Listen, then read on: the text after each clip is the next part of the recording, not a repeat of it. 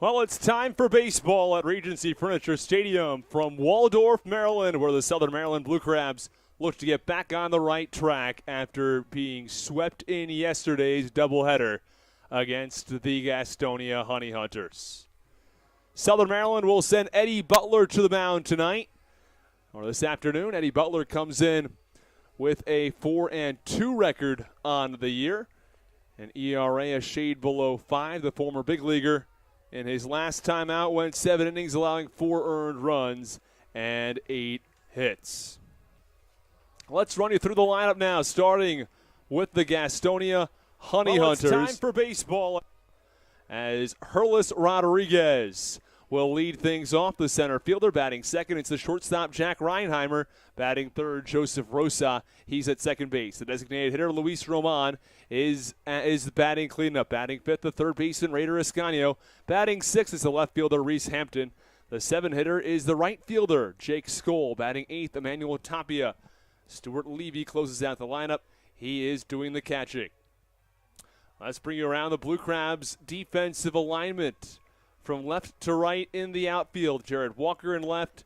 In center field, it's Jack Sundberg. And in right field, the Blue Crabs send Braxton Lee to right. From third to first in the infield, Alex Crosby at third. Shortstop today is Michael Baca. The second baseman is Michael Wolanski. And at first base, Joe DeLuca. Ryan Haug is doing the catching for Eddie Butler.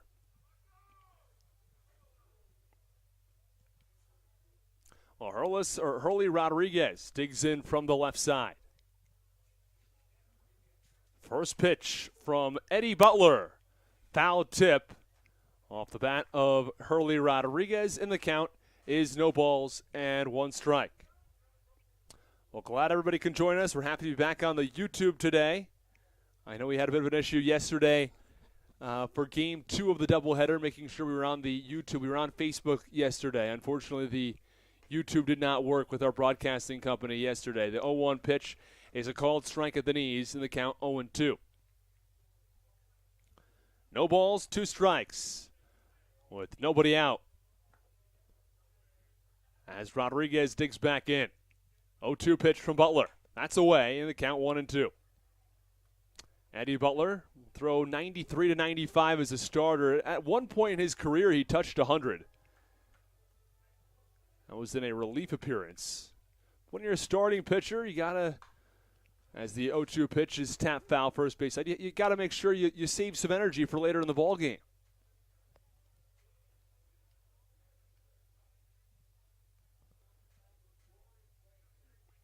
Hurley Rodriguez digs back in.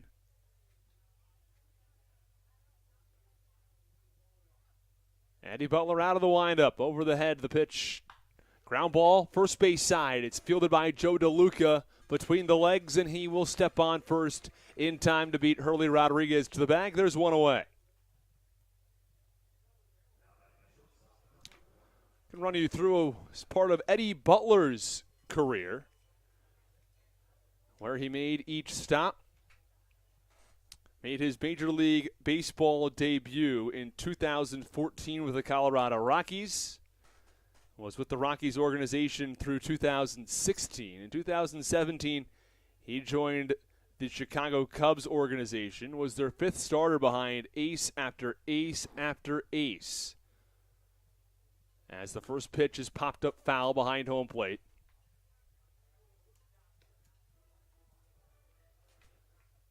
It was the year after they won the World Series. Had a 4-3 record and a 3.95 ERA across 54 innings. 0-1 pitch. Ground ball on a roller towards short. Michael Baca fields. Quick throw to first, and it beats Jack Reinheimer. There are 2 away. So a ground out to first and a ground out to short to get things started for Eddie Butler in the top of the first inning. No score between the Blue Crabs and the Gastonia Honey Hunters. Here comes Joseph Rosa, right now one of the most dangerous hitters in the Atlantic League.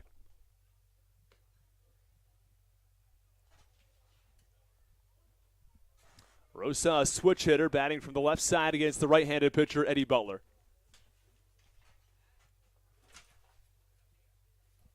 Butler. Inbound. Big wave and a miss. Hard fastball. Gets him swinging in the count 0-1.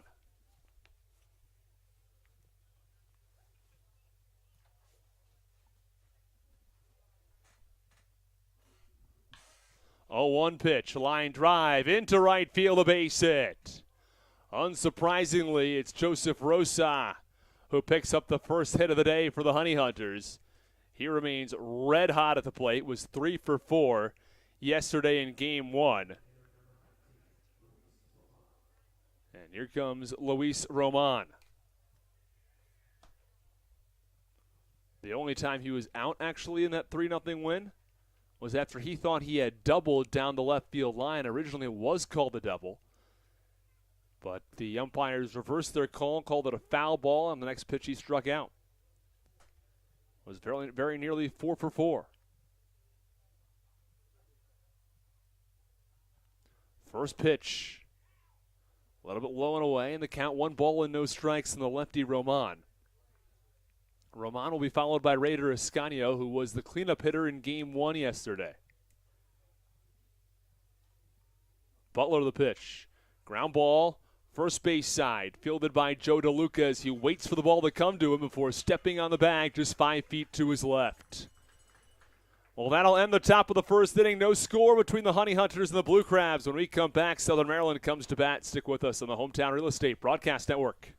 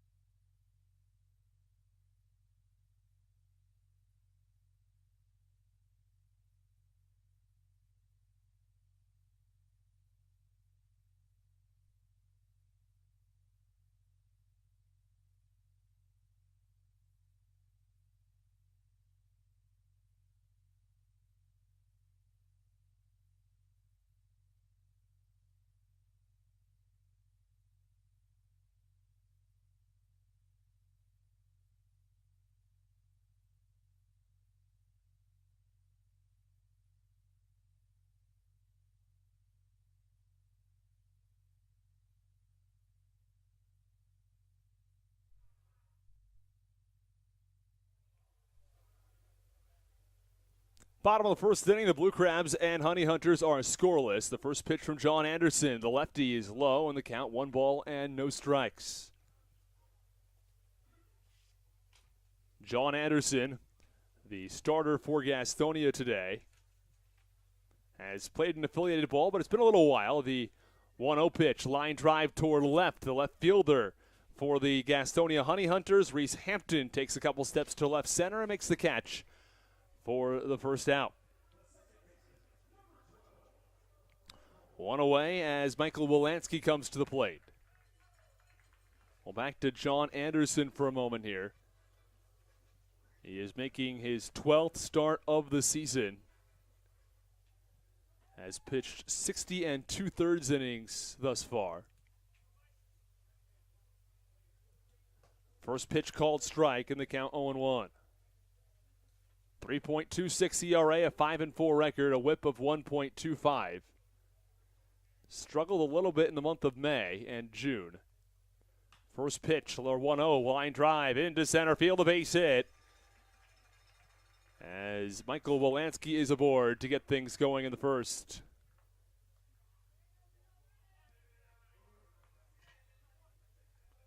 Here in the month of June, his ERA at 4.57.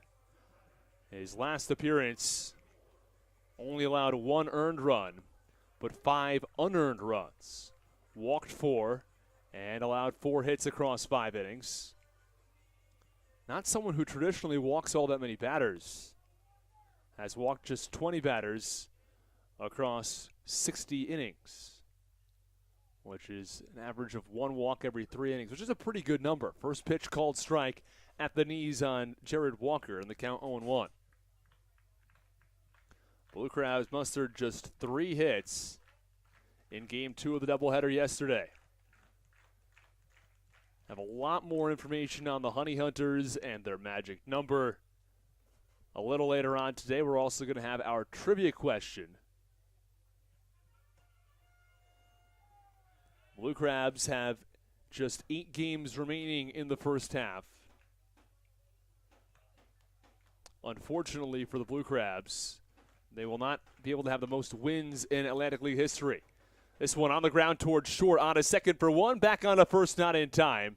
A 6-4 putout on a fielder's choice as Jared Walker reaches and Michael Wolanski, the lead out at second base.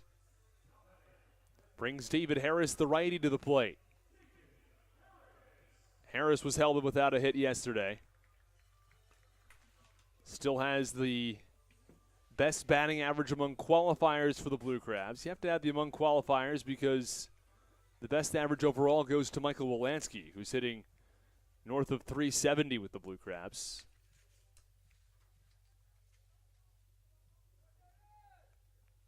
First pitch to Harris, ground ball foul, third base side. Harris hitting .339, but 0 for 3 in yesterday's ball game.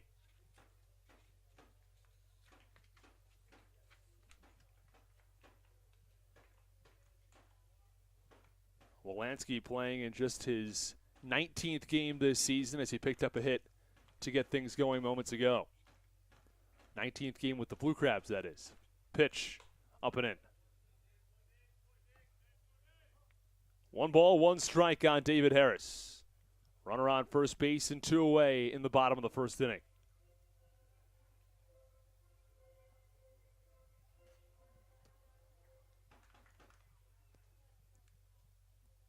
Blue skies overhead, a really terrific day. The rain's supposed to come in tomorrow here in Waldorf, but the Blue Crabs have the day off before they welcome York to town.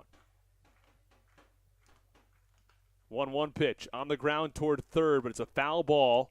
Deflected off of David Harris's left ankle before it re-entered fair territory.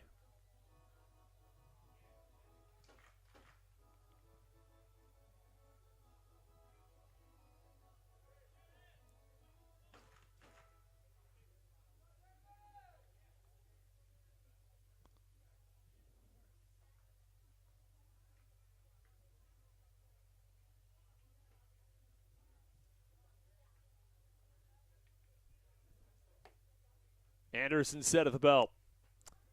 1-2 pitch. Swing and a miss.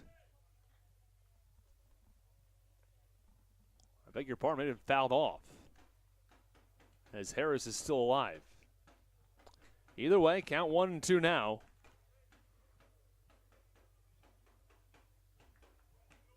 Anderson set.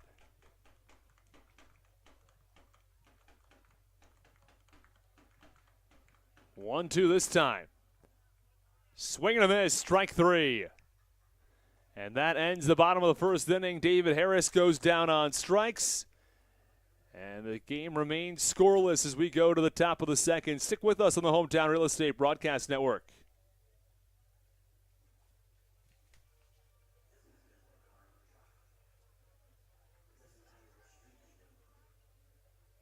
Either way, count 1-2 now. Blue Crabs since their inception in 2008. For years, they have sponsored the Southern Maryland Blue Crabs, America's prisoners of war and missing in action. In between the second inning of each game, there is a moment of silence brought to you by Chick-fil-A. The Southern Maryland Blue Crabs appreciate and respect not only Chick-fil-A, but all of those that have served our great country. The seat that they sponsor was made possible by Chick-fil-A of Charles County. Thank you so much, and visit any of your Charles County Chick-fil-A locations today.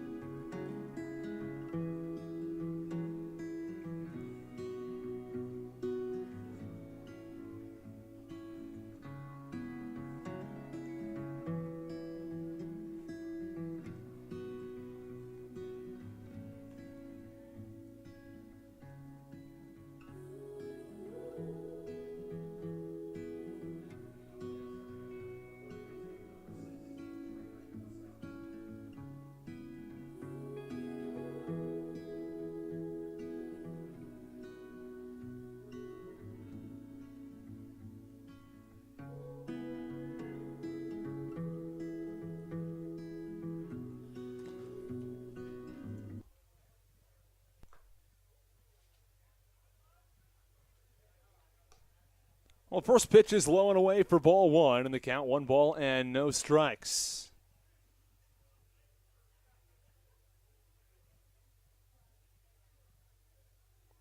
One 0 pitch, ground ball back to the mound, fielded by Butler. The toss to first is in time, and there's one away. Top of the second inning, still no score. Both the Blue Crabs and the Honey Hunters have one hit apiece. Brings up Reese Hampton.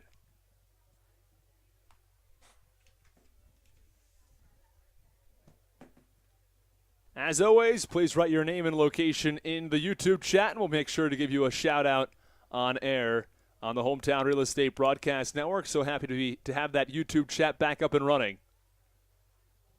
Andy Butler, first pitch.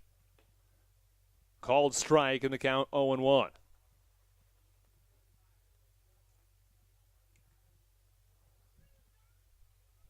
Reese Hampton had a big game yesterday as well, as the 0-1 pitch misses away, and the count 1 ball and 1 strike. Hampton with hits in both games 1 and game 2 of that series. 1-1 pitch, line drive, deep left field, back to the warning track, and one hops the wall. Walker plays it off the wall, fires it into the shortstop Baca, who carries it back to the infield, but not before it's a double for Reese Hampton, who continues to hit the ball very well at the plate.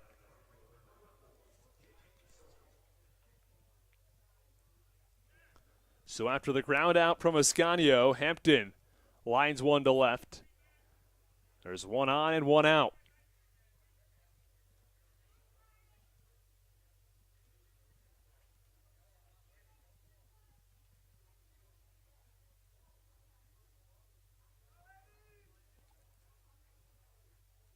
Runner on second with one away. First pitch from Butler. Big wave and a miss. Breaking ball. Low and in. But Jake Skoll swings over it, and the count no balls and 1 strike. Regency Furniture Stadium, the home of the Southern Maryland Blue Crabs. The Blue Crabs had lost just 3 games at home prior to yesterday's doubleheader. They were 24-3. 0-1 pitch is low, and the count 1 ball and 1 strike. But after yesterday's doubleheader, the team falls to 24-5 at home. A pair of rare losses. In Game 1, a 6-3 loss. In Game 2, a 3-0 loss. The Bats just really never came alive. 0-1 pitch, line drive, left field line, tailing foul. Ball actually got up on top of the mini monster, just about 10 feet to the left of the left field foul pole. Only 310 feet down the left field line, the short portion left. On the other hand, in right field, very deep here at the Reagan Waldorf. Well, right center field is about 370, 375. On the other hand, left field for here at the Regency Furniture Stadium, only about 350, 340.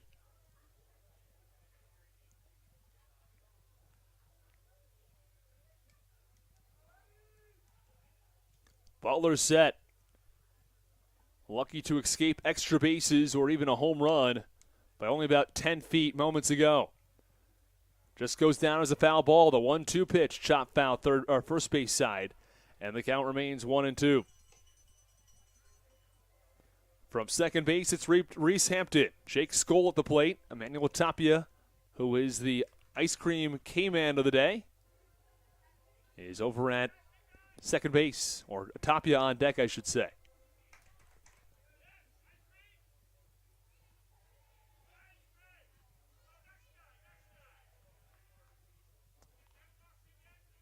Count 1-2. Butler steps off. To look back, Reese Hampton.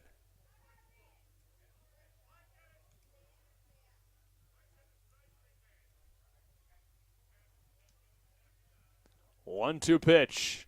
Line drive foul to the netting. Count remains a ball and 2 strikes.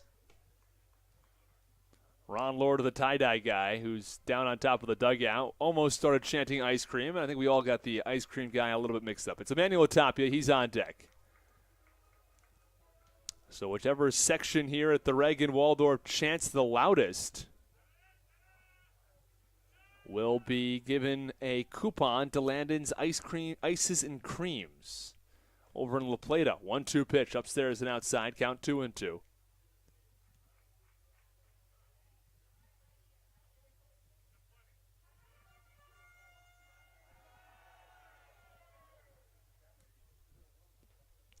Two-two pitch incoming on Jake Skoll.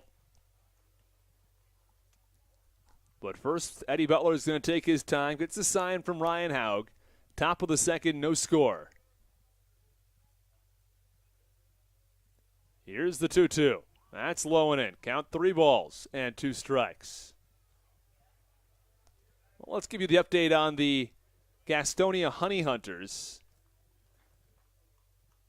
They are very close to clinching the South Division. They're 7.5 games up on the High Point Rockers. Their magic number, just 1. 3-2 pitch from Butler. That's low. It's ball 4. Runners on first and second with 1 out. Well, Butler was ahead in that count 1-2. And through 3 consecutive balls as Emmanuel Tapia will come to the plate. Butler not somebody who traditionally has control issues. He pounds the strike zone. Yesterday, the Gastonia Honey Hunters had a magic number of 3. But the High Point Rockers picked up a 13-5 win. And a doubleheader win. Double steal. Throw down to third is not in time. Pitch was low. It was a solid throw from Ryan Haug. But Reese Hampton to third. Meanwhile, Jake Skoll, who just reached on a walk, to second. So 2 in scoring position with just 1 out. Very well executed. Not only does it take the double play out of the picture, but the Honey Hunters can score 2 on a base hit and could even trade a run with an out on a ground ball. Just one away. Count 1 ball and no strikes. Pitch, line drive, foul back behind home plate. Count 1-1.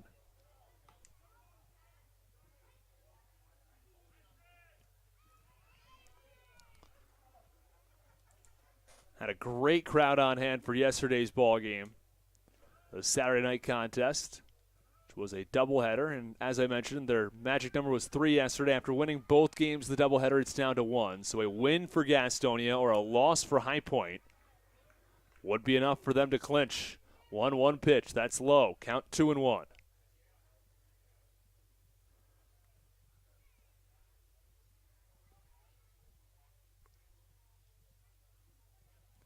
Butler set. Here's the 2-1. Ground ball, third base side, foul. The count remains 2 balls and 2 strikes.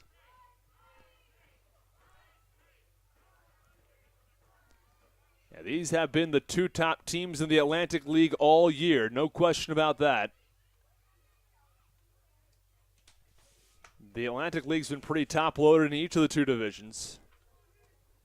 Best record in the North, Southern Maryland with a .724 win percentage. The second best record is Long Island at just .544.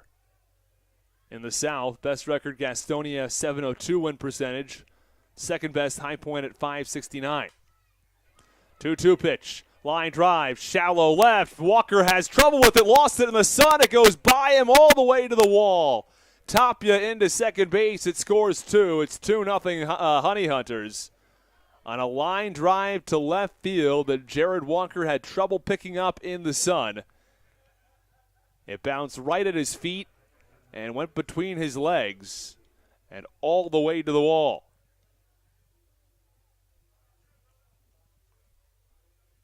It's 2-0 Gastonia over the Blue Crabs.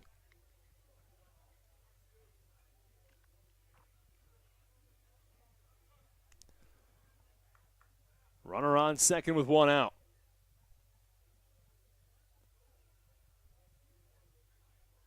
Eddie Butler stares down Ryan Haug. First pitch, high pop up in the infield, foul behind home plate.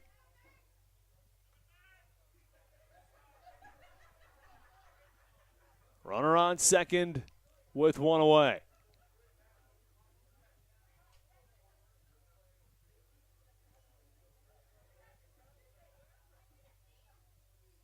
Honey Hunters put up a 2 spot here in the second. Have struck first, as they've done in each of the 3 games in this series. This ball, line drive, left field, base hit. 1 run scores. It's Tapia from second. The throw to second base is not in time.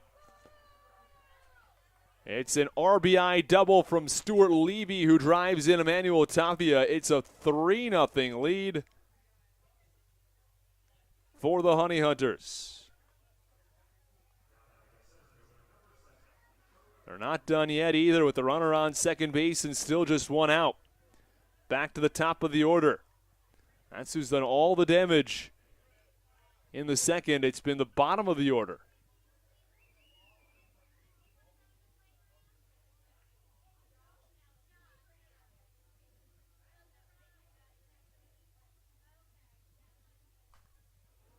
First pitch swinging, line drive foul from Hurley Rodriguez. Third base side, and the count no balls and 1 strike. Well, Gastonia off to a very fast start here in the second inning. Raider Ascanio grounded back to the mound. Reese Hampton doubled to left. Jake Skoll then reached on a walk to put runners on first and second. Emmanuel Tapia lined 1 to left field, got past Jared Walker, scored 2, and got Tapia to second. And Stuart Levy with an RBI double moments ago to drive in Tapia. 0-1 pitch was swung on and missed. Count 0-2 now. Here is the 0-2 pitch. Line drive right to second at Wolanski, who throws back to the shortstop Baca. Not quite in time to double off Stuart Levy. Strong catch by Wolanski. He fired a dart right to second base. Great awareness by Michael Wolanski to spin and throw immediately. Didn't miss a beat and nearly was able to double off Rodriguez.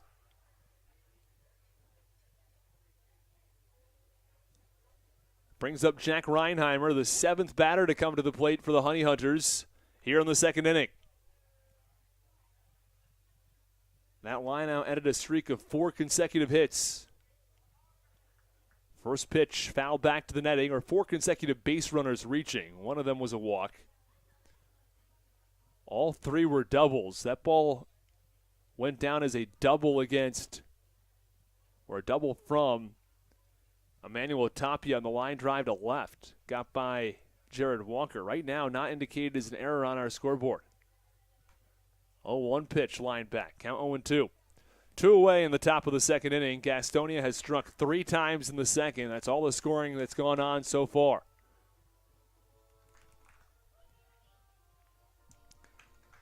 Reinheimer behind in the count, 0-2. He grounded to first his first time up.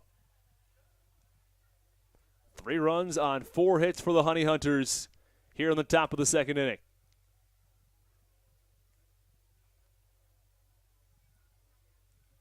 Oh, 2. That's low. Count 1-2. Well, Butler has certainly run himself into a jam here in the 2nd, and he's paid for it with 3 runs. After a rather clean first. 1-2 pitch. That's away. Count 2-2. Butler retired the first 2 back in the 1st inning. Joseph Rosas singled on a line drive to right, but got Luis Roman, the cleanup hitter, to ground out to first.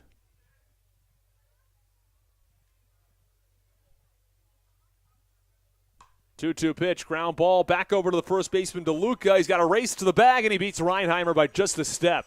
He bobbled it initially, picked it up, and ran to first in time to beat Reinheimer to end the top of the 2nd inning.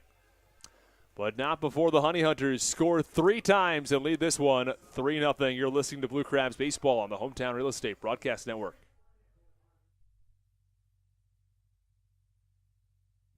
When you need a win on the road, don't get left stranded. Make AAA part of your roster, and you'll always have someone on deck ready to get you home. AAA also offers car care, insurance, and travel services, and has stores conveniently located for Blue Crabs fans in Brandywine, Crofton, and Alexandria. Don't forget to ask them about membership discounts for military and first responders. Please visit AAA.com to learn more or to find a AAA location near you.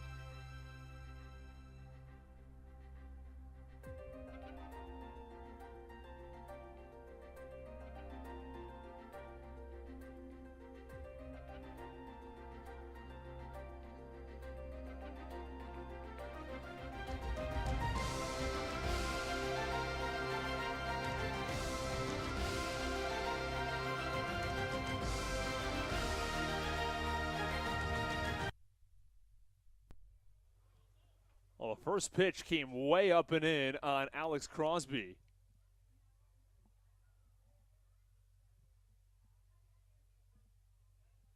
Count 1 ball and no strikes on the lefty as we get things going here in the bottom of the second inning. 3-0 Honey Hunters. The Blue Crabs all of a sudden have their work cut out for them after Butler pitched pretty well in the first inning. I beg your pardon, first pitch strike. Count 1 ball, no balls and 2 strikes.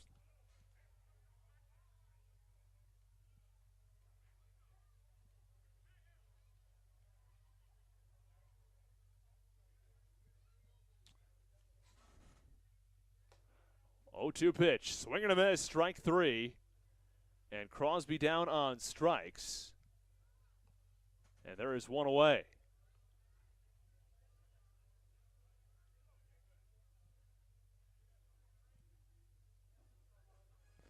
So there's 1 out in the second.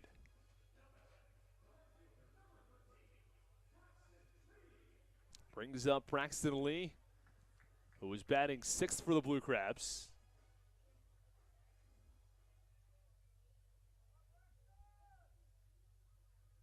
That first pitch on Alex Crosby was called a foul ball off the knob of his bat. Looked like it hit him, but it did not. And the count 1 ball and no strikes. Now on Braxton Lee.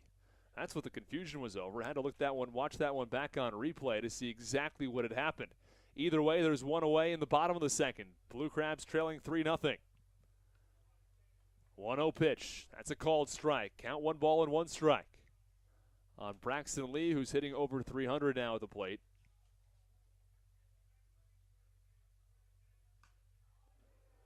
Oh, 1 fouled away, third base side. Count, or 1-1. Count 1-2 now.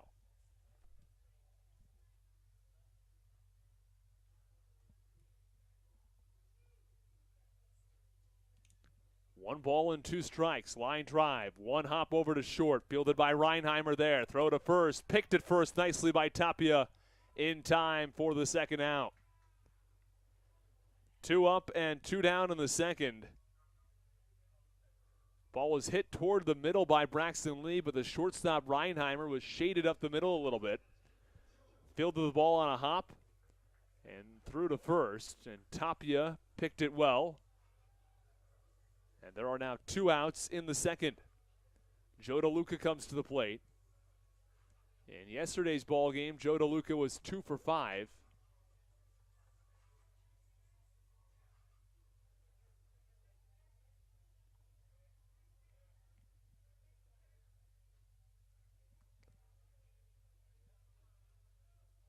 First pitch to DeLuca. That's a called strike on the inside corner, and the count 0-1. No balls, 1 strike, 2 outs in the third inning. Honey Hunters have a 3-0 lead over the Blue Crabs. Gastonia picked up their 40th win of the year yesterday. 0-1 pitch, fouled away first base side, count 0-2. No balls, 2 strikes, 2 outs on Joe DeLuca.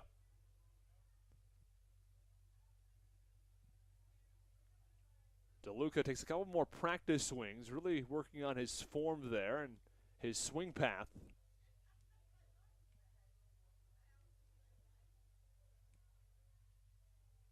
Oh, 0-2 pitch. That's away. Count 1-2. 1 ball, 2 strikes, 2 outs. Bottom of the second inning.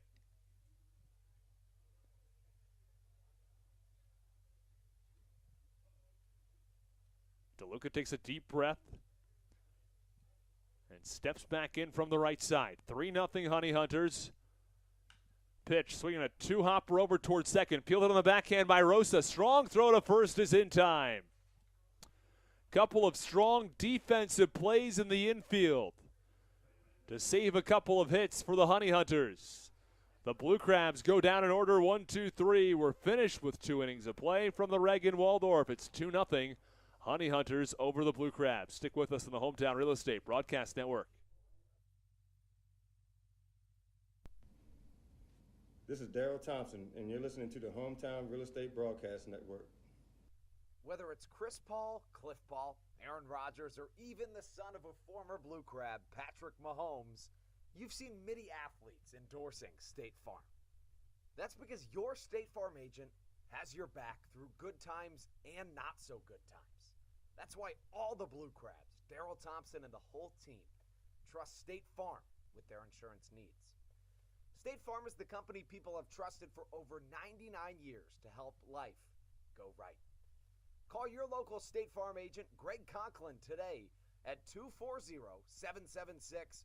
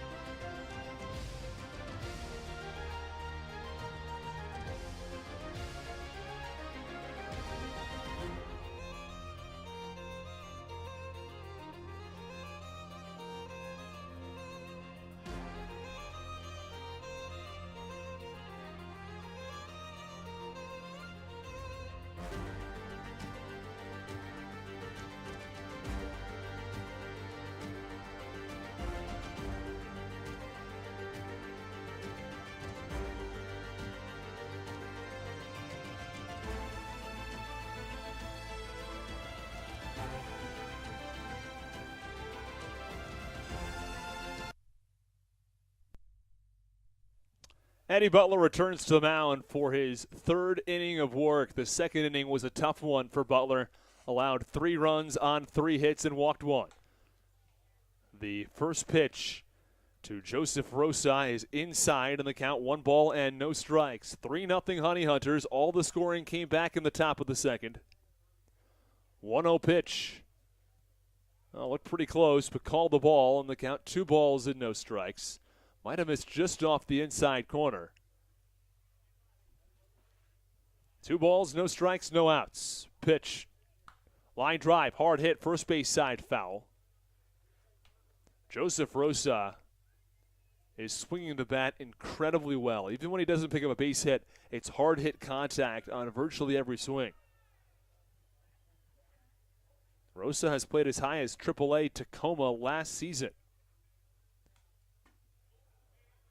2-1 pitch, fouled back to the backstop, and the count 2 balls and 2 strikes.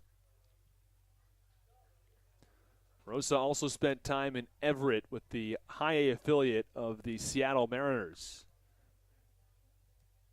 A lot of players you'll see in the Atlantic League are 28 to 30s, 28 and up. Not the case with Rosa, as a 2-2 pitch slowly hit over toward the third base side, fielded by Crosby. Throw to first is not in time. Joseph Rosa busts himself down that line, and he picks up an infield single. Ran right out of the box. What a play by Joseph Rosa to run all the way out, run that ball out down the out of the box, down the line, and there's 1 on to get things going in the third.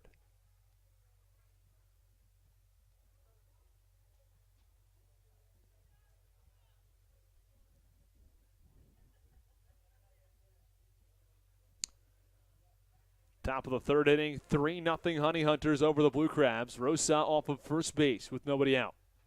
Luis Roman will dig in.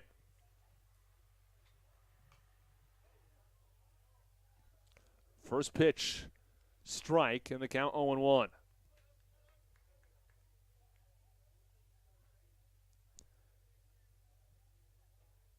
The High Point Rockers will play the Lexington Legends at 4 p.m. Rockers home for that ball game. Eddie Butler stares down his catcher Ryan Haug. The pitch, swing and a miss, count 0-2. And quickly Roman behind in the count.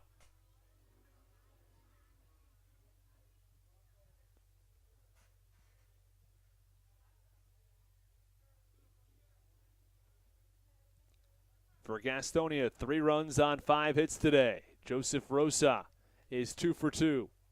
Reese Hampton 1 for 1, and Emmanuel Tapia has a base hit, as does Stuart Levy. 0-2 pitch, tap foul.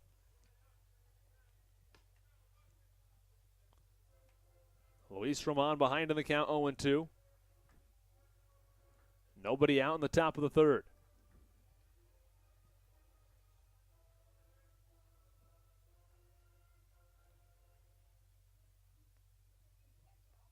Eddie Butler gets a sign from Ryan Haug.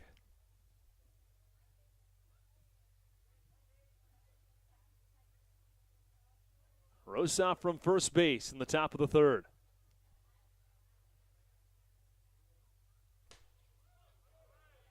Oh, 2 pitch. Oh my, call the ball just off the inside corner by the home plate umpire, Jerry Martinez. Oh, looked pretty good.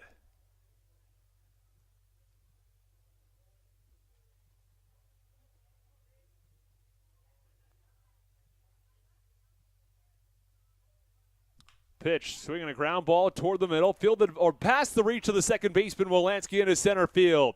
Sundberg comes up throwing. The throw is high, and Butler's going to cut it off before it gets too much further out of the past the third baseman Crosby. Meanwhile, the runner from first to second, the runner's on second and third now with nobody out. So following the single from Rosa, Luis Roman grounds one up the middle, past the outstretched reach of Wolanski. Sundberg threw to third to try to get Rosa, got past Crosby. Butler was there to cut it off before it got to the dugout. And meanwhile, Luis Roman to second base. That ball was well out of the zone, too, and Roman chopped it up the middle. 2 on, nobody out.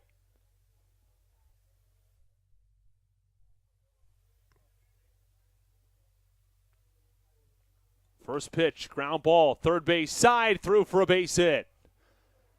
Rosa scores from third. Roman from second to third. It's an RBI single from Raider Escanio.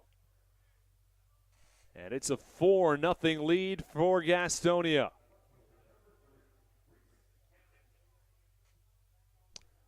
Well, the offense for Gastonia has picked up where they left off yesterday.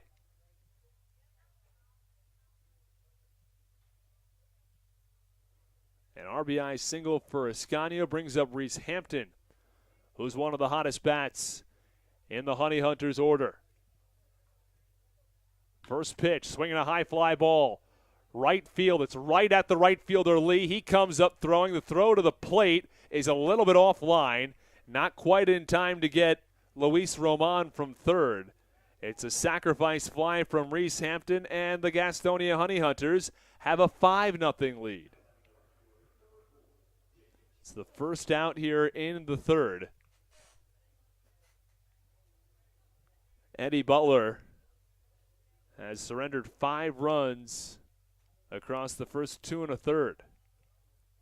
3 runs on 3 hits in the second. 2 runs on 3 hits in the third. And there's still a runner on first base with 1 out. First pitch off the inside corner for ball 1 on Reese Hampton.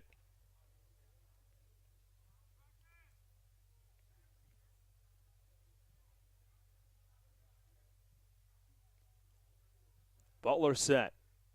First pitch. Called strike at the knees. The count, no balls and 1 strike on Jake Skoll, the lefty.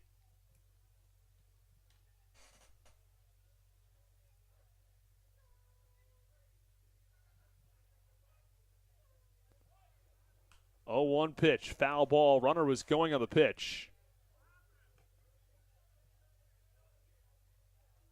And the count, 1 ball and 1 strike. Or 1 ball and 2 strikes, I should say.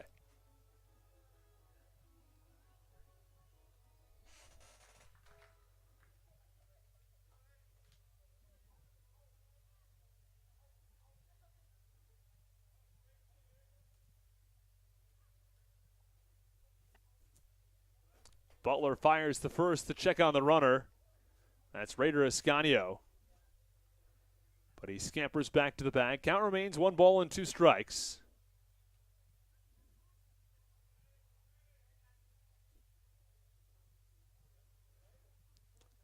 Butler's highest velocity today at 94.1. Pitch, line drive, left center field, rather deep, back to the warning track at the wall. That ball is gone.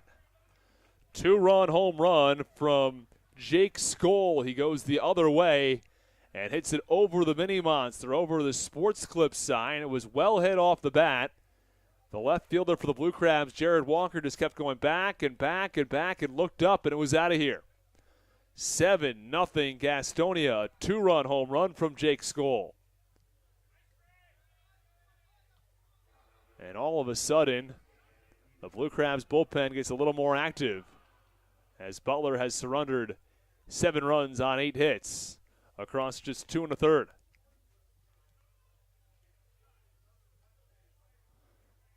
Here comes the first pitch. Big swing and a miss from Manuel Tapia.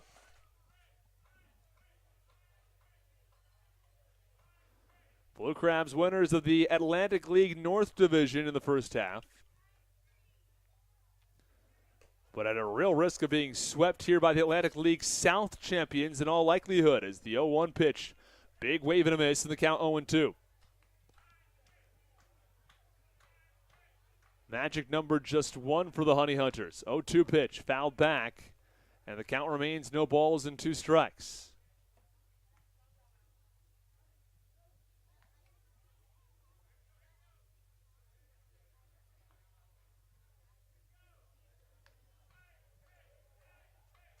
Here's the pitch to Tapia. Called strike 3 on a breaking ball.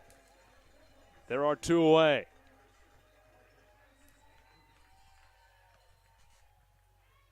Here comes Stuart Levy, the 9-hitter. All Honey Hunters batters will have come to the plate twice across the first 3 innings.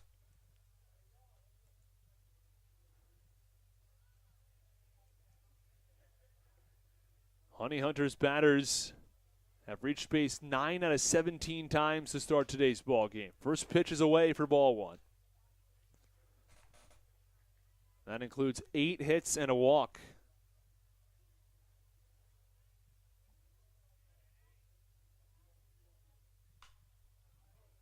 Here's the pitch. High pop-up. First base side. Long run for DeLuca. He runs out of room. And the count 1 ball and 1 strike now on the 9-hitter Stuart Levy, who roped a double to left last time up. Dario Polanco warming up in the Blue Crabs bullpen. An opportunity for him to get some work in today.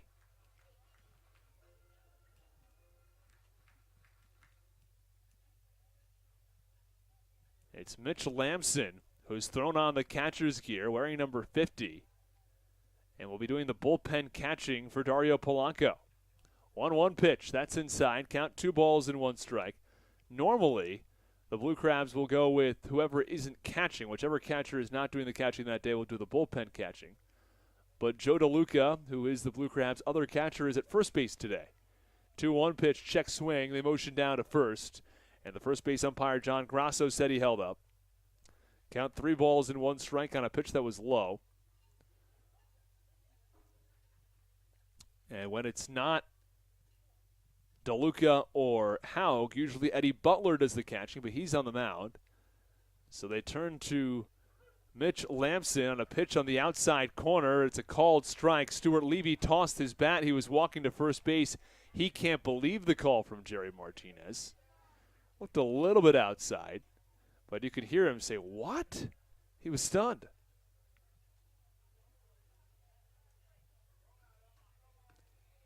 One on with 2 outs. Count 3 balls and 2 strikes. And that 5th pitch was a little outside and low. That was not a strike. It missed by a couple inches.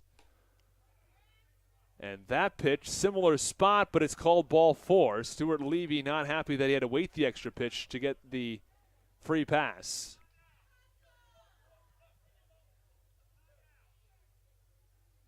Two on with 2 outs.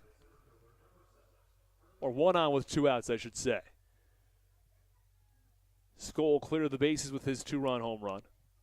But now there is a runner on first base with 2 outs. Dario Polanco up and throwing. First pitch is low, and the count 1 ball and no strikes.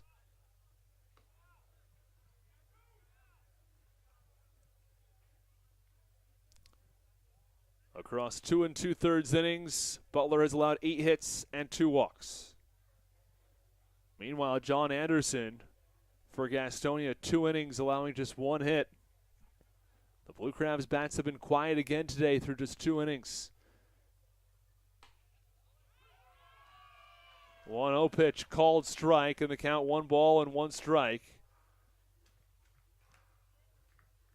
On Hurley Rodriguez at the top of the order for the Honey Hunters. 1-1 delivery. Called strike. Count 1 and 2. We'll get you our trivia question in the 4th inning. Has to do with the College World Series. If Ole Miss wins today, they'll be the College World Series champions.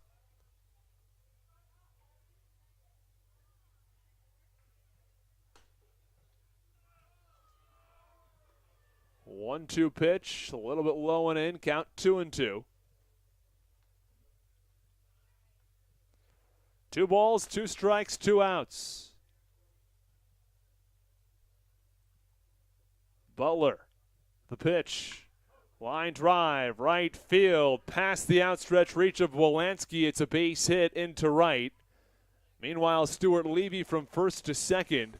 There are 2 on with 2 out.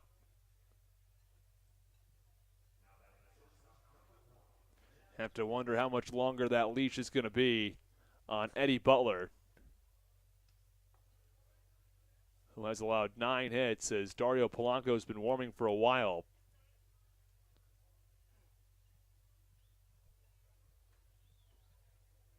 You'd have to imagine he's going to come in this game, if not right now, after the 3rd inning.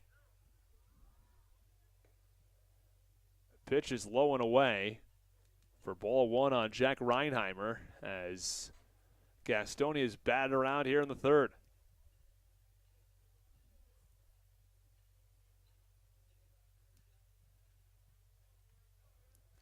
Jack Reinheimer surprisingly 0 for 2 in this game. One of the better bats in this order. 1-0 pitch, that's low. Count 2 and 0.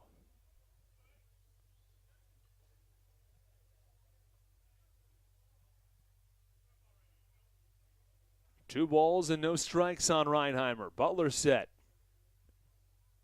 7-0 Gastonia. 2-0 pitch. It's a called strike. Throw down to first is in time. A little bit too large of a lead for Hurley Rodriguez. And Ryan Haug bails out Butler to pick up the final out of the inning.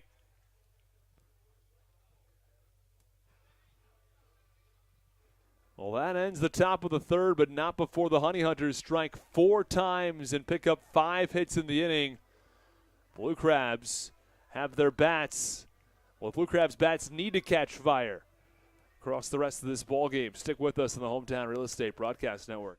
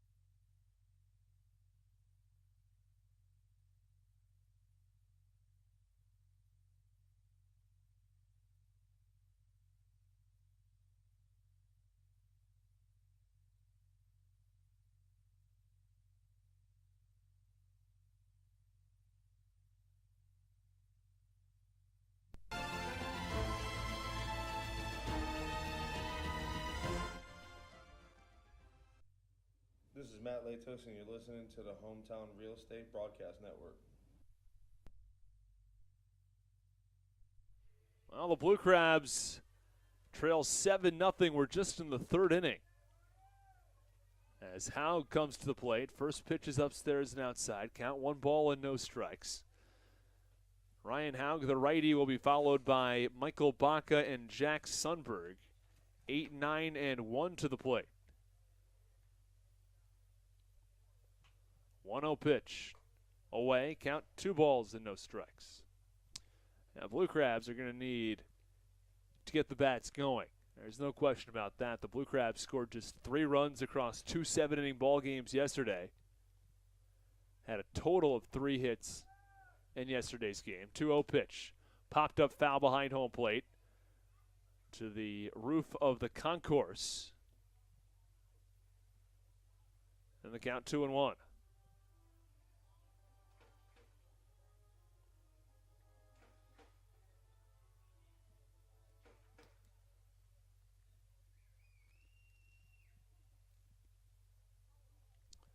Two-0 pitch. Big swing and a miss, or 2-1, and now the count 2 balls and 2 strikes. 2 balls, 2 strikes, nobody out. John Anderson was behind in the count, but has since leveled it at 2-2. 2-2 pitch is fouled back, and the count remains 2 balls and 2 strikes. Blue Crabs' only hit today came from Michael Wolanski, the second batter back in the first inning. Meanwhile, the Honey Hunters with 7 runs on 9 hits.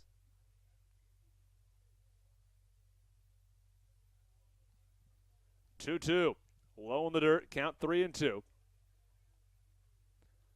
Ryan Haug's worked a strong at bat.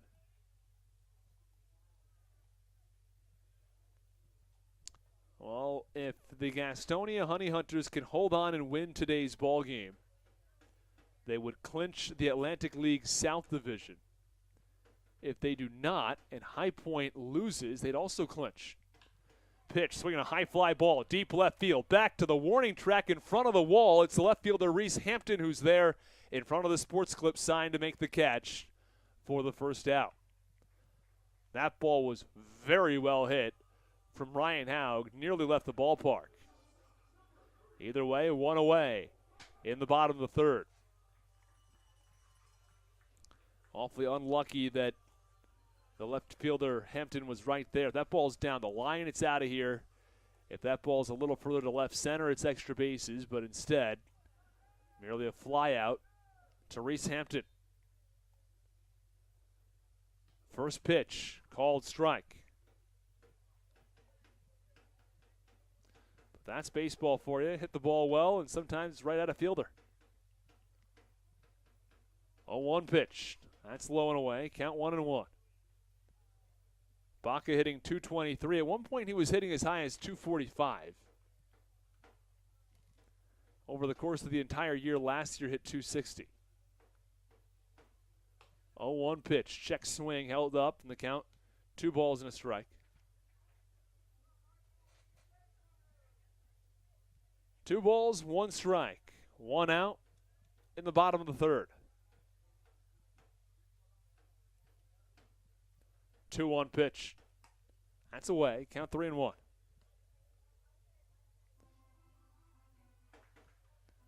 For the second time in as many batters, the Blue Crabs have 3 balls in the count. Here's the 3-1 pitch. Line drive. Right field foul. Gets into the seats, and the count goes to 3 balls and 2 strikes. John Anderson wipes the sweat off of his forehead. Base paths are empty with 1 out. Blue Crabs still trail by 7. 3 in the second, 4 in the third for Gastonia. 3-2, popped up. First base side going to get into the seats. Count remains 3-2. The Blue Crabs are going to need to find a way to get runners on base and drive them in with some regularity and keep the Honey Hunters at a reasonable margin, because they have exploded offensively in the second and third. 3-2 pitch, swinging a ground ball. It eats up the third baseman Ascanio off his glove into left field for a base hit. Very hard hit. I'm not sure he was ready for it at all, as he's still holding his glove now in his right hand. Sort of threw the glove at the ball. Very odd fielding technique from Ascanio. And he was not able to field it cleanly. Goes into left field. That's going to be a base hit. It was a very hard hit from Baca.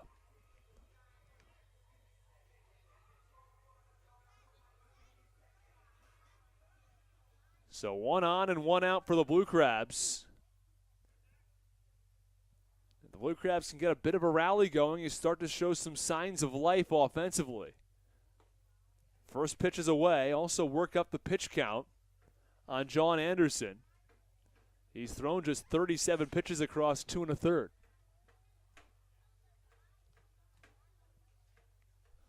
And somebody beating the drums, so trying to start a chant over in that suite to our left. 1-0 pitch, foul ball. Third base side out of play. It's almost like he's using a water bottle, just hitting it against the wall. Kind of a bizarre chant that he's trying to get going, but he's working with the music that goes over our PA system.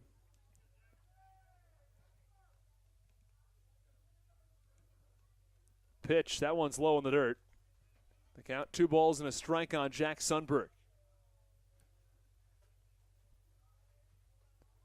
After 7 runs from the Honey Hunters in the second and third, Blue Crabs just need base runners at this point.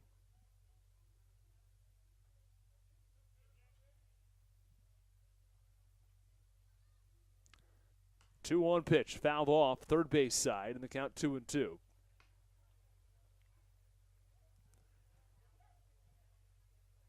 The Blue Crabs are going to have to hit once they get guys in scoring position. They're going to have to find a way to get some runs across the plate against what's been a very strong pitching staff for Gastonia. You really put yourself behind the 8 ball when you've allowed 7 runs in 3 innings. Be interested to see if Butler comes back to the mound in the 4th. 2-2 pitch, fouled back, third base side. The count remains 2-2. Remember, if the pitcher exits the game prior to the 5th inning, the team will lose the designated hitter. David Harris is the DH today. There are a lot of guys on the bench for the Blue Crabs, though.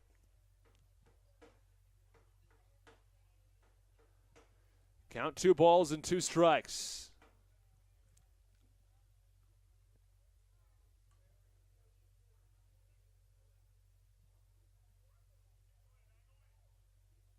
Two balls, 2 strikes. 1 out. Bottom of the 3rd inning, the Blue Crabs trailing by 7. 2-2 pitch from John Anderson. Line drive, shallow left, long run, and the left fielder Reese Hampton gets there. Throw back to first base. He's a little bit offline. The left fielder Hampton was playing way in and had a chance to get to that line drive in shallow left. And now there are 2 outs. Brings up Michael Wolanski.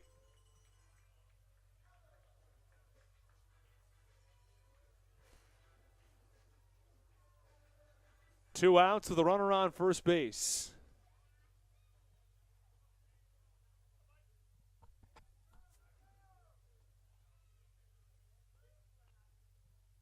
John Anderson has been in complete control today. First pitch upstairs, count 1-0. Allowed just 2 base runners. Single to right from Wolanski, along with a ground ball to third base hit from Michael Baca. Pitch to Wolanski. That was close, missed a little bit outside, count 2-0.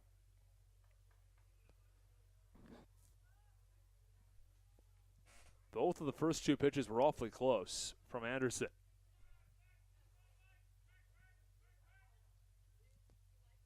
Our same spot. Our TrackMan has both in the zone, actually. 2-0 pitch, fastball. Big wave and a miss, count 1-2.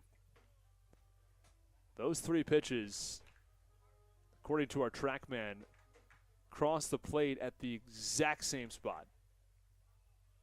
And all 3 they have as strikes. 2-1 pitch. That's a called strike now at the knees. The count 2 balls and 2 strikes.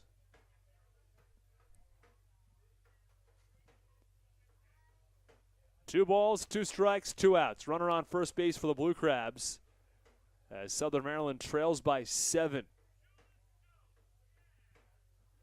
Here's the 2-2. That's inside. Count 3-2. Force Wolanski to get out of the way of it.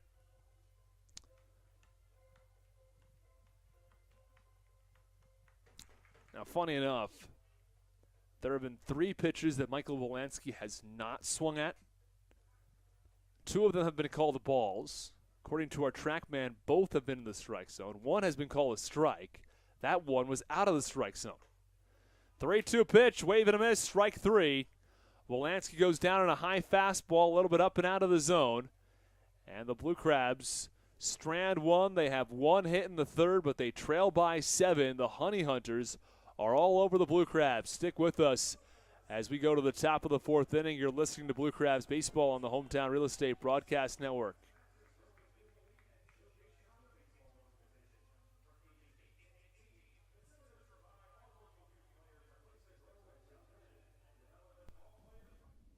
This is Patrick Baker, and you're listening to the Hometown Real Estate Broadcast Network. When you need a win on the road, don't get left stranded. Make AAA part of your roster, and you'll always have someone on deck ready to get you home. AAA also offers car care, insurance, and travel services, and has stores conveniently located for Blue Crabs fans in Brandywine, Crofton, and Alexandria. Don't forget to ask them about membership discounts for military and first responders. Please visit AAA.com to learn more or to find a AAA location near you.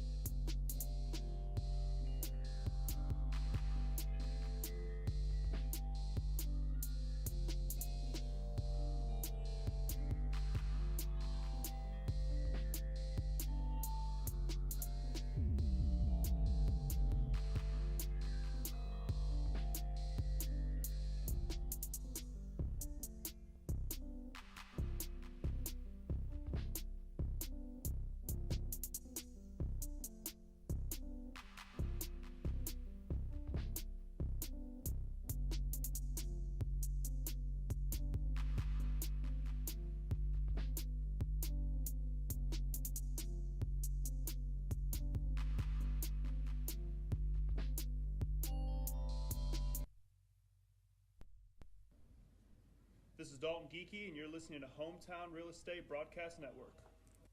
First pitch from Eddie Butler to get things going in the 4th is low, and the count 1 ball and no strikes. You just heard from Dalton Geeky moments ago. He pitched 2 terrific innings yesterday. Allowed 1 hit, struck out 4. Blue Crabs trail by 7 in the 4th.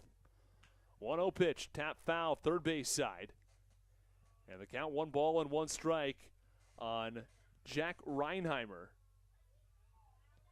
Reinheimer was in the middle of his at-bat back in the top of the 3rd when Ryan Haug picked off the runner on first base, Herlis Rodriguez.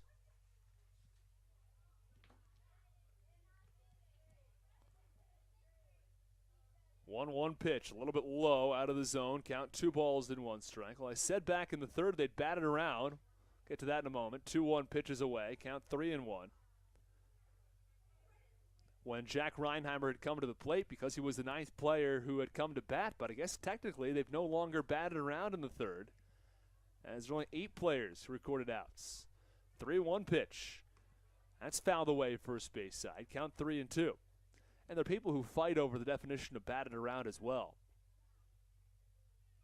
Does batted around mean that all 9 players come to the plate? As far as I'm concerned, that's the definition. Others say you have to have that 10th come to the plate, as the 3-2 pitch is fouled off his right ankle.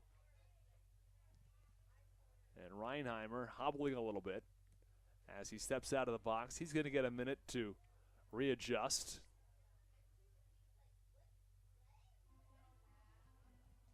Reinheimer has played in 2 separate stints in Major League Baseball.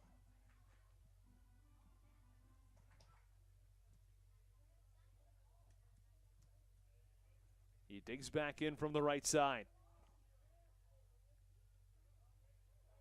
Hit just 143 in those 2 separate stints. 3-2 pitch, foul ball, third base side. The count remains 3-2. This is his first year of independent baseball. Has played the rest of his career in either college baseball or affiliated baseball.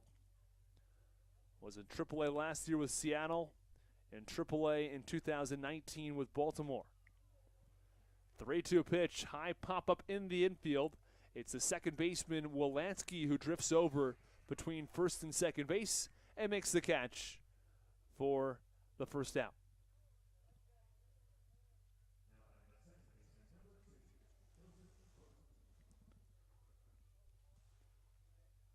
One away in the top of the fourth, 7-0. The Honey Hunters lead the Blue Crabs.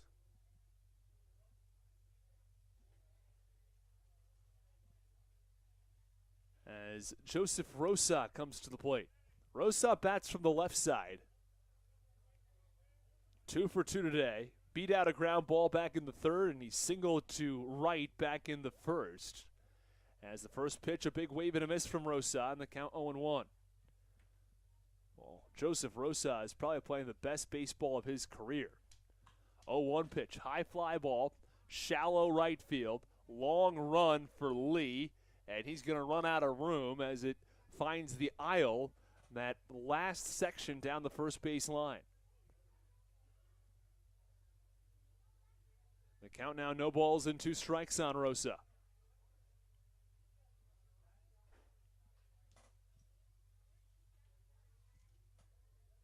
Ball skipped away from Dario Polanco and Mitch Lamson, who's doing the bullpen catching. Well, Mitch Lamson's doing the bullpen catching. He's a lefty.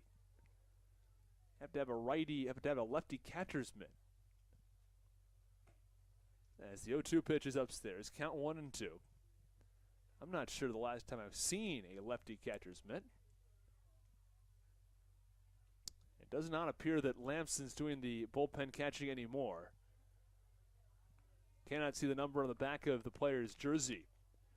As the 1-2 pitch in the dirt skips away from Haug. No one on base, though. And Rosa not about to take off. 2 balls, 2 strikes, 1 out.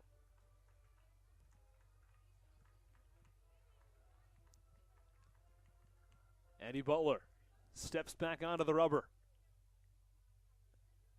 Gets the sign from his catcher, Ryan Haug. 2-2 pitch. Swinging a line drive, hard hit, deep right field. It's Braxton Lee back in front of the warning track where he makes the catch for the second out. 2 away in the top of the fourth. Reinheimer popped one up, and Rosa ripped a line drive to right, but Lee managed to track it down in front of the track.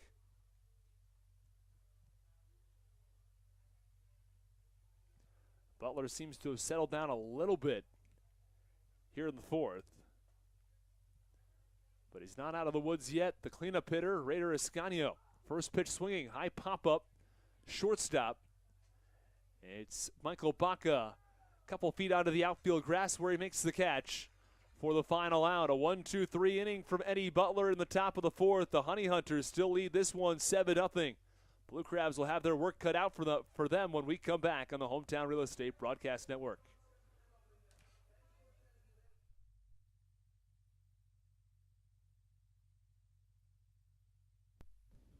This is Matt Latos, and you're listening to the Hometown Real Estate Broadcast Network.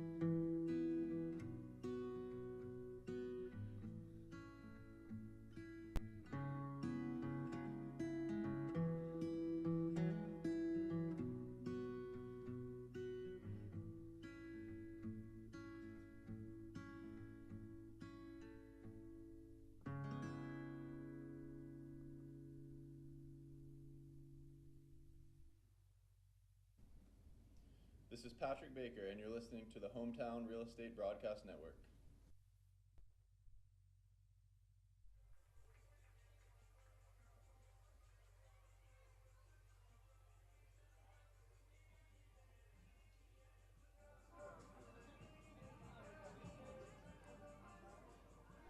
Jared Walker leads things off in the bottom of the fourth for the Blue Crabs, down by 7. First pitch a little bit inside in the count, 1 ball and no strikes.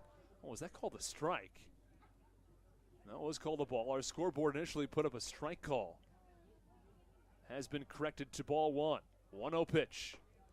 That's a called strike in the count, 1 ball and 1 strike. Every once in a while you'll find an umpire who does not make the strike call all that clear. Either he'll put it in front of himself or he can't really see it, or he does not say it loud enough, or any of those sort of combinations. 1-1 pitch, that's low and in. Count 2 balls and 1 strike.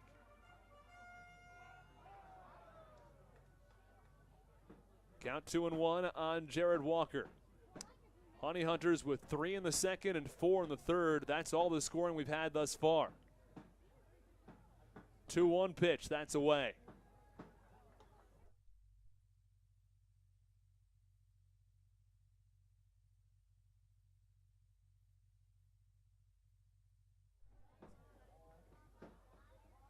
Count 3-1 on Walker. We hear more of those bangs over by the suite next to us. 3-1 pitch, it's away, ball 4. A 5-pitch walk for Jared Walker to get things going in the inning for the Blue Crabs.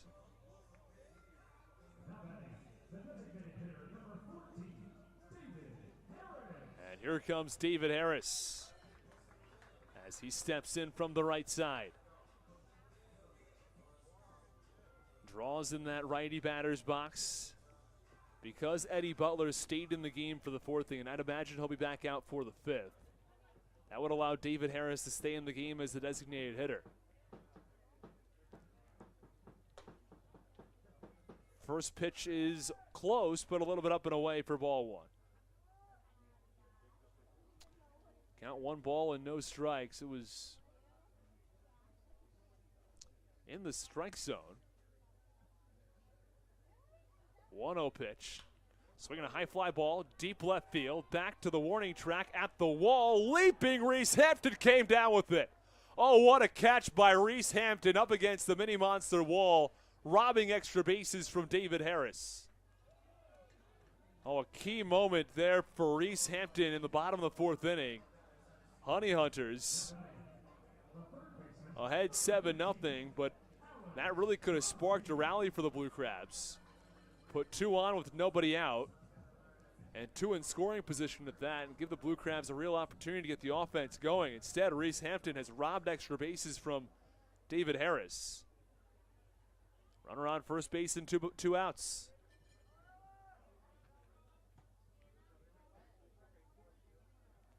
First pitch, line drive, left field. That's a base hit for Jared Walker. I beg your pardon, that's for Alex Crosby. Walker from first to third, and Crosby into second base with a 1-out double. You look back on that last play from David Harris now. If that goes for a double, it scores 2 runs. The Blue Crabs are on the board at 7-2, but instead still 7-0. And there's 1 out for Braxton Lee. He'll be followed by Joe DeLuca.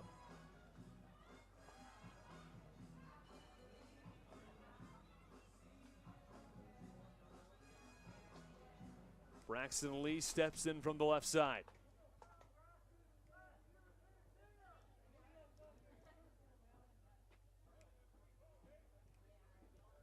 The pitcher, John Anderson, stares down his catcher, Stuart Levy, with 2 on and 1 out. First pitch, called strike on the outside corner, and the count 0-1. This is the first real trouble that John Anderson has run into in this ball game. Allowed a total of 2 hits across the first 3 innings. Here in the 4th, a walk and a hit, but nearly allowed 2 hits on a very hard hit ball from David Harris. Pitch runs inside on Braxton Lee and nearly hit him. But as many base runners here in the 4th as he had across the first 3 innings.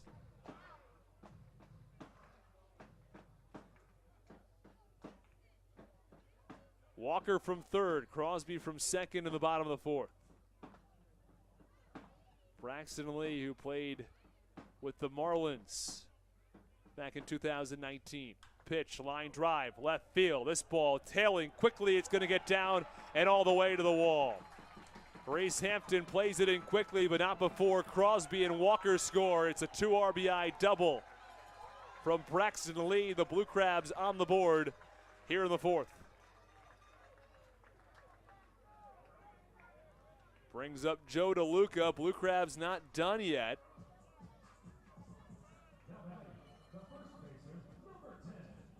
Runner on second base and 1 out. Blue Crabs have scored 2 here in the fourth.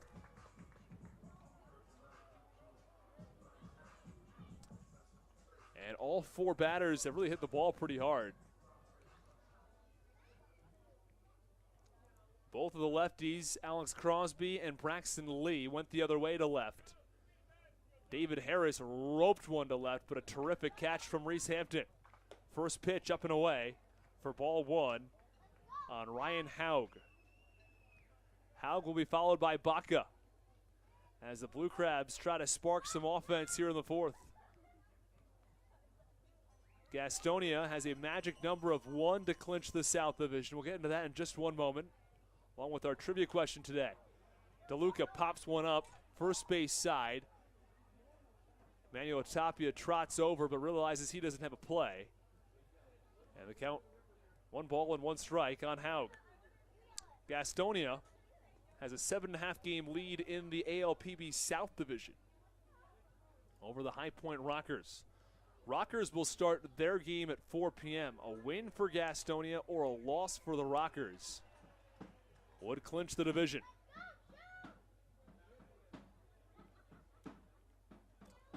DeLuca, bat on his shoulder. That is DeLuca. 1-1 pitch fouled off, first base side. The count 1-2. Ryan Haug on deck.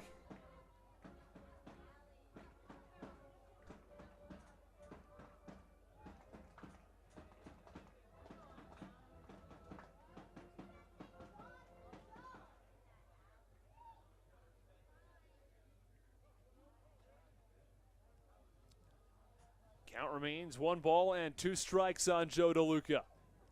Takes a couple of practice swings. Still doing practice cuts.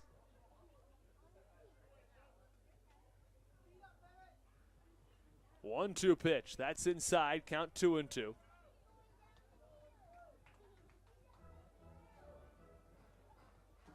Two balls, 2 strikes, 1 out. Bottom of the 4th inning.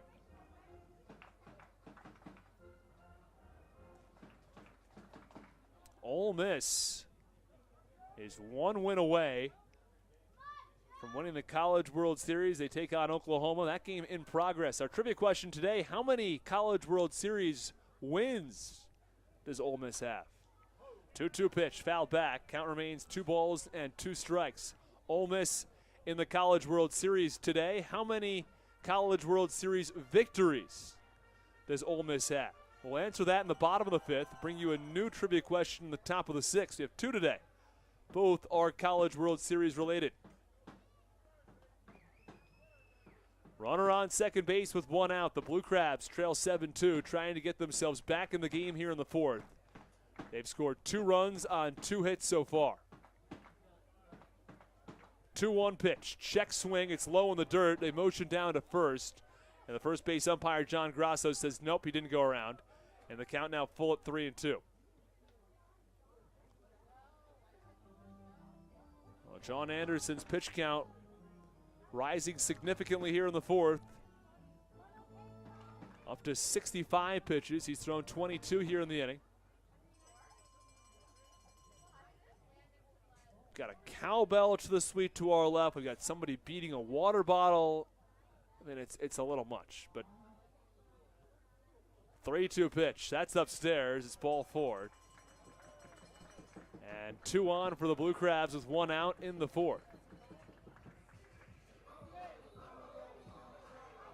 That brings up Ryan Haug. And now the catcher, Stuart Levy, out to have a conversation with John Anderson.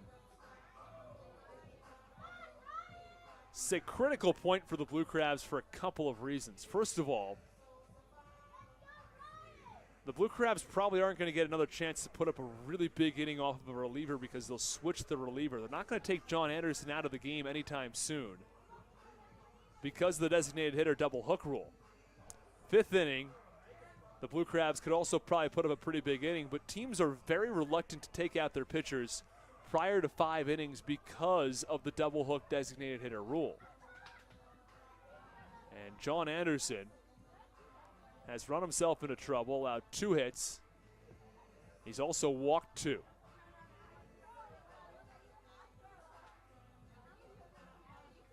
Well, that's almost certainly the reason the Blue Crabs didn't take out Butler in the 3rd and tried to let him work through the 4th inning or the 3rd inning, and he did. At a 1-2-3 4th, and I'd imagine we'll be back out there for the 5th. Ryan Haug now steps back in following the meeting at the mound. 2 on, 1 out. Runners on first and second for the Blue Crabs. First pitch, called strike, outside corner, and the count 0-1. Haug to be followed by Baca if necessary here in the 4th. Baca 1 for 1, Haug 0 for 1.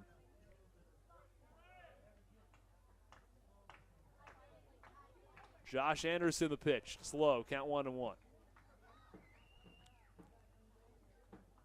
Braxton Lee with a short lead off of second base.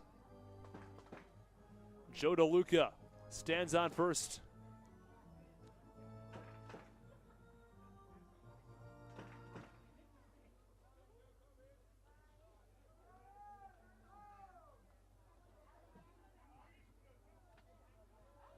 Count 1 ball and 1 strike.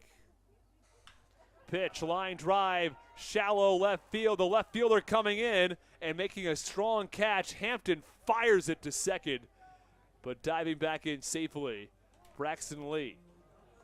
Well hit ball. Hampton's made both the outs here in the 4th inning. One a line drive that looked tailor-made for extra bases, robbed up against the mini monster. This time a line shot, but right at the left fielder, Reese Hampton. The Blue Crabs have gotten 2 back in the inning so far. They still trail by 5.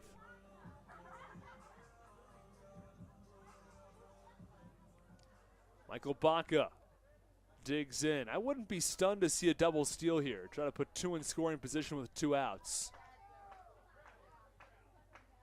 First pitch, that's away. Count 1 ball and no strikes. 2 outs in the 4th.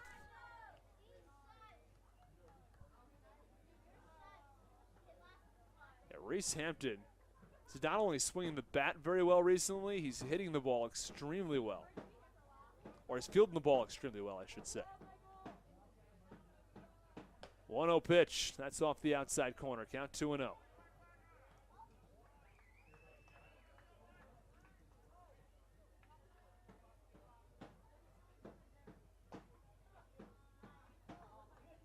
Reese Hampton was with Gastonia last year, hit .350. Played as high as high A ball with Hillsboro, the affiliate of the Arizona Diamondbacks. 2-0 pitch to Baca. Slow, count 3-0. John Anderson's pitch count to 72 through 3 2/3. A walk for Baca would load the bases. Head of the count, 3 balls and no strikes. All 3 pitches have been rather close. 3-0 delivery now. Called strike, inner half. Count 3 balls and 1 strike. Braxton Lee from second. Joe DeLuca on first. 2 away in the 4th. Pitch to Baca, line drive, center field. It's right at Herlis Rodriguez, who doesn't have to move more than maybe a couple of steps where he makes the catch for the final out. Well, the Blue Crabs score 2, but they strand 2 at the end of 4. It's 7-2 Honey Hunters. Don't go anywhere. You're listening to Blue Crabs Baseball on the Hometown Real Estate Broadcast Network.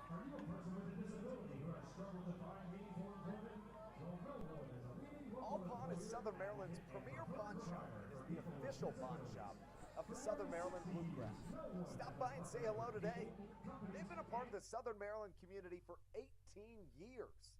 If you need some cash to hold you over, or if you're just doing some spring cleaning and want to clear some stuff out, please bring it by All Pawn and let them make you an offer. If you have broken jewelry or some that you just don't want anymore, please bring it by and they'll pay you more than anyone in the Tri-County area. They're located on 301 in White Plains, just south of DeMar Road. Go Blue Crabs!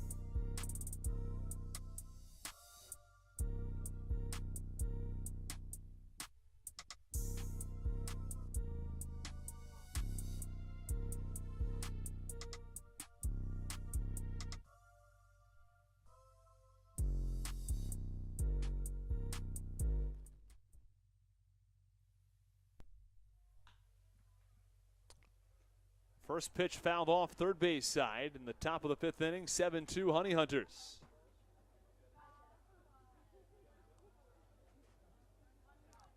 Leading things off for Gastonia, it's Raider Ascanio who steps back in from the right side against Eddie Butler. 0-1 pitch popped up, foul territory. DeLuca drifts over, and he's going to run out of room to the Blue Crabs dugout. Again, our trivia question today. Ole Miss will win the College World Series if they win their game today. How many College World Series does Ole Miss have?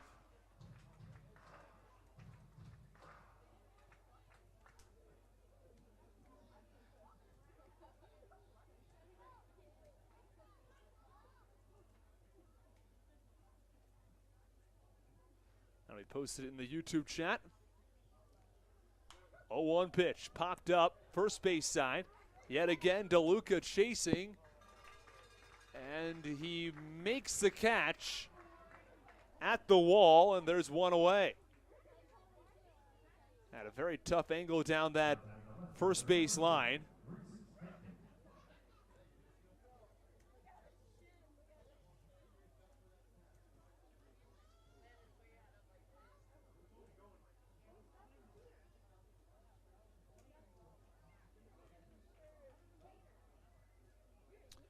Well, here comes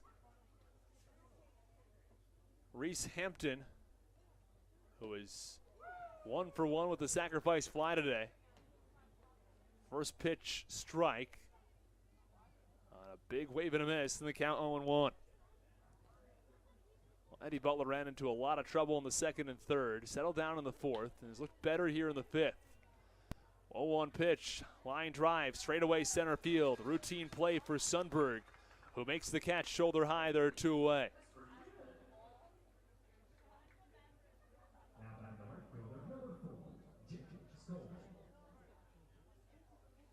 So after a pop-up and a fly-out, it's Jake Skoll who comes to the plate. He's 1 for 1, a home run to left and a walk. If anyone's looking for a score update in the College World Series, it is scoreless between Oklahoma and Ole Miss in Game 2 of the championship. First pitch, breaking ball, called strike.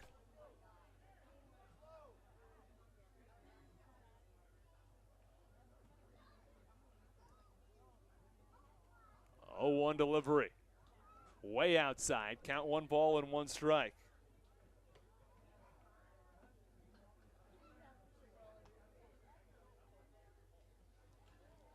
One ball, 1 strike, 2 outs.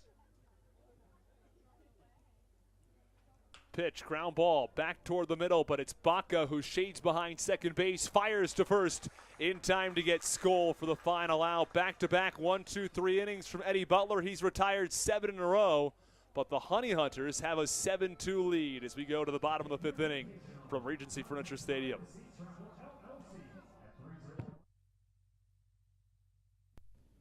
This is Matt Latos, and you're listening to the Hometown Real Estate Broadcast Network.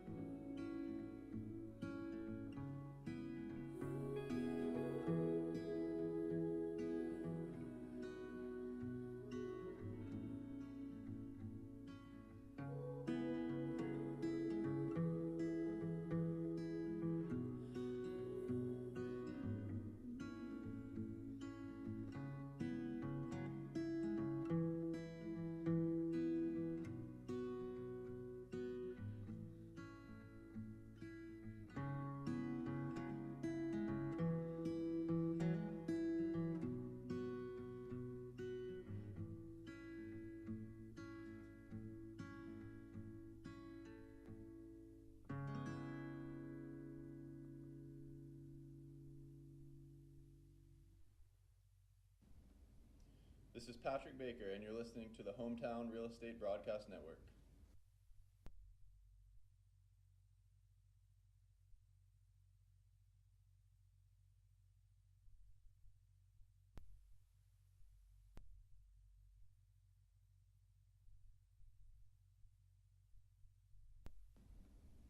This is Patrick Baker, and you're listening to the Hometown Real Estate Broadcast Network. Jack Sundberg to the plate in the bottom of the 5th. First pitch bounces about 2 feet in front of home plate. Makes a big brown mark in the lighter brown infield dirt. That was maybe 3 feet in front of home plate. Totally got away from John Anderson. The pitch, the count is 1-0. 1 ball and no strikes on Jack Sundberg.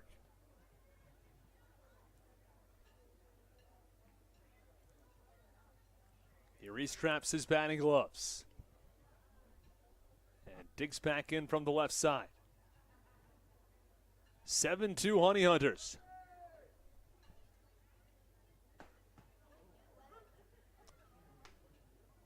1-0 pitch called strike on the outside corner, and the count 1 ball and 1 strike. We will reveal the answer to our trivia question here in the bottom of the 5th inning on how many World Series championships does Ole Miss have. The 1-1 pitch is fouled back to the netting. Count 1 ball and 2 strikes. We do have one answer from Diane Roney. She says 0. This would be their first. We'll reveal if that's the correct answer a little later. A couple of shout-outs to get to. After this pitch, 1-2, line drive foul, third base side. Wes Mumper says, let's pick it up today, Blue Crabs. Don't let off the gas. Blazer Bobcat says watching and listening from Albany, Georgia. Donnie Geeky says let's go Blue Crabs, listening from Powder Springs, Georgia. The home of Walker and Geeky. The pitch, that's a little bit upstairs and away. Count 2-2.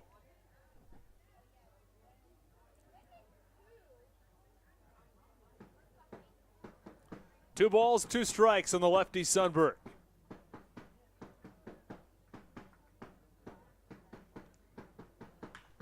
2-2 pitch, line drive the other way, base hit. Past the outstretched reach of Jack Reinheimer, who gave it a look. About to jump and leap for it, saw there wasn't a shot for it, and it went into left field for a base hit. Brings up Michael Wolanski. Blue Crabs trailing by 5, 7-2.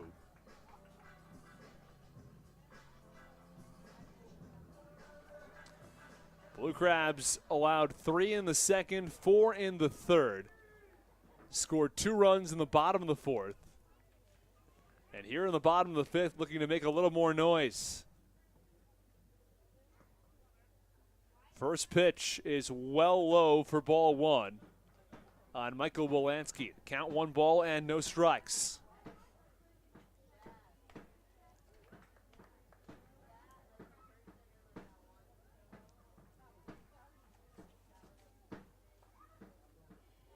Count 1 ball, no strikes.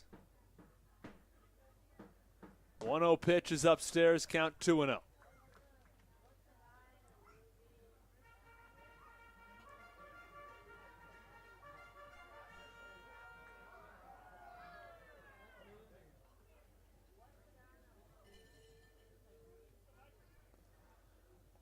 Count 2-0 on Wolanski with a runner on first base and nobody out. 7-2, Honey Hunters. 2-0 pitch, that's away. Count 3-0. Well, everything from the command to hard contact has completely changed in the fourth and fifth from John Anderson. Innings 1 through 3, no walks, 2 hits, no runs. 3-0 pitch, that's upstairs, ball 4. Innings 4 and 5, 2 hits, 3 walks, 2 runs. And it's really only been an inning plus work because Anderson has not recorded an out here in the fifth.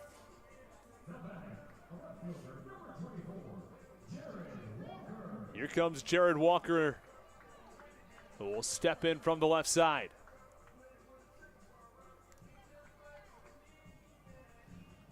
Walker will be followed by David Harris.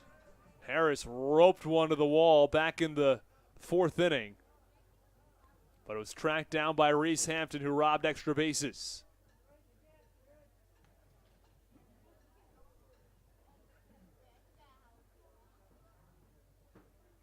Walker walked his last time up, also grounded into a fielder's choice today. First pitch of Jared Walker. Fastball, called strike on the outer edge. So after a single from Sundberg and a walk to Wolanski, the Blue Crabs have 2 on and nobody out as they trail by 5. Blue Crabs are going to need at least 1 here in this inning. Can't get your first 2 batters on and not produce a run against a starting pitcher who is tiring here in the fifth as the 0-1 pitch is up and away. Count 1 ball and 1 strike. That was just his 86th pitch thrown. And also, due to the double hook designated hitter rule, Anderson's got to finish this inning or else Gastonia will lose their DH. 1-1 pitch. That's inside. Count 2 balls and 1 strike. So you got a tiring pitcher who's having trouble finding the strike zone and facing off against the middle of this Blue Crabs order. If you're not going to score a run here, it really sets the Blue Crabs back. You have 2 on and nobody out. 7-2 Honey Hunters. 2-1 pitch. Upstairs, count 3-1. Anderson Walked Michael Wolanski on 4 pitches. He's fallen behind in the count on Jared Walker at 3-1.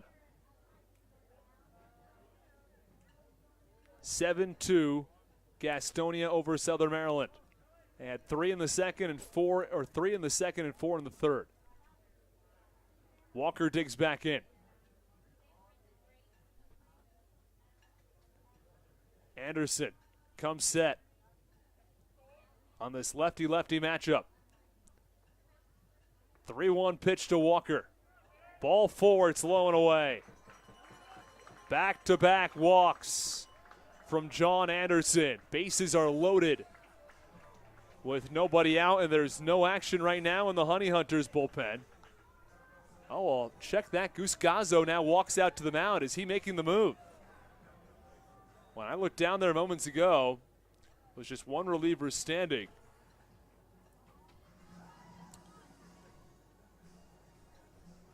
Now I have basically no view down that right field line.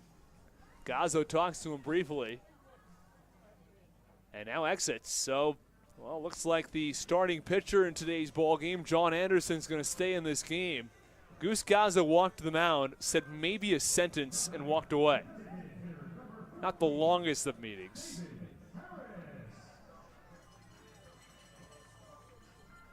'89 pitches thrown by John Anderson. Let's see if whatever Goose Gazzo had to say for John Anderson is going to make an impact.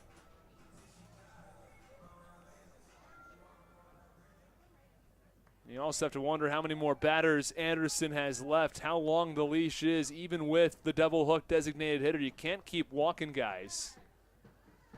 After a leadoff hit from Jack Sundberg, Michael Wolanski walked, and now Jared Walker has walked.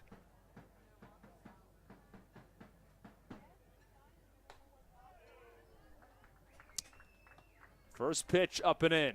Count 1 ball and no strikes. And John Anderson has lost the strike zone.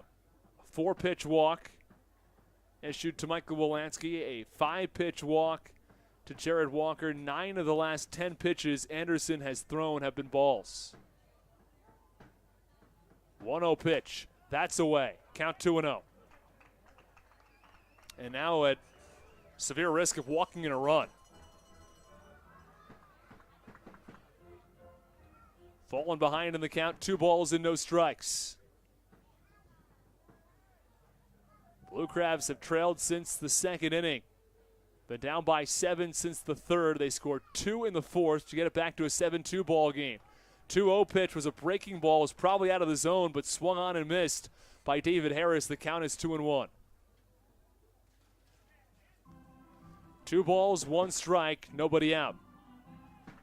Bases are loaded for the Blue Crabs. Sundberg from third, Wolanski from second, Walker from first. Anderson, the 3-1, the 2-1 I should say. Say called strike on the outside corner, and the count 2 balls and 2 strikes.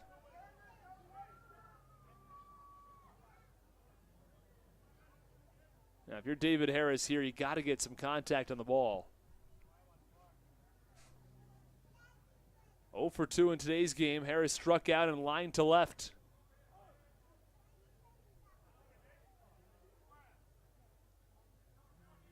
Stuart Levy, the catcher, calls timeout, takes off his mask, puts it back on. Anderson, after throwing 10 balls on 11 pitches, has back-to-back strikes, looking to strike out David Harris. Try to find a way to work himself out of a very difficult jam.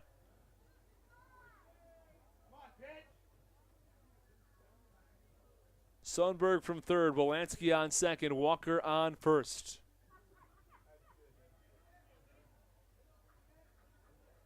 John Anderson, the 2-2 pitch, low, 3-2. David Harris will have a full count. Anderson looking to strike out David Harris. Harris looking to pick up a hit or a walk, which would drive in a run. The bases are loaded with nobody out for the Blue Crabs in the bottom of the fifth. 7-2 Honey Hunters over the Blue Crabs. This will be the 95th pitch thrown from John Anderson. He's gone just 4+ innings of work. 3-2. Up and away. Ball 4. Drives in a run. The Blue Crabs now trail 7-3. 3 consecutive walks for John Anderson. And his control issues have compiled. Allows a leadoff single to Jack Sundberg. A walk to Wolanski, a walk to Walker, a walk to Harris. And the bases are still loaded with nobody out. Goose Gazzo comes to the mound. He takes the ball from John Anderson. That will do it for his starter, who goes 4+ innings. He allows 3 runs on 5 hits. He's walked 4 batters. 3 in this inning alone. A call to the bullpen for the Honey Hunters. They still lead by 4, but the bases are loaded with nobody out in the bottom of the 5th. Don't go anywhere. You're listening to Blue Crabs Baseball on the Hometown Real Estate Broadcast Network. When we come back, we'll break down all the details on the new pitcher. This is Daryl Thompson, and you're listening to the Hometown Real Estate Broadcast Network. Chick-fil-A of Charles County has been a proud supporter of the Southern Maryland Blue Crabs since their inception in 2008. For years, they have sponsored the Southern Maryland Blue Crabs, America's prisoners of war and missing in action. In between the second inning of each game, there is a moment of silence brought to you by Chick-fil-A. The Southern Maryland Blue Crabs appreciate and respect not only Chick-fil-A, but all of those that have served our great country. The seat that they sponsor was made possible by Chick-fil-A of Charles County. Thank you so much, and visit any of your Charles County Chick-fil-A locations today.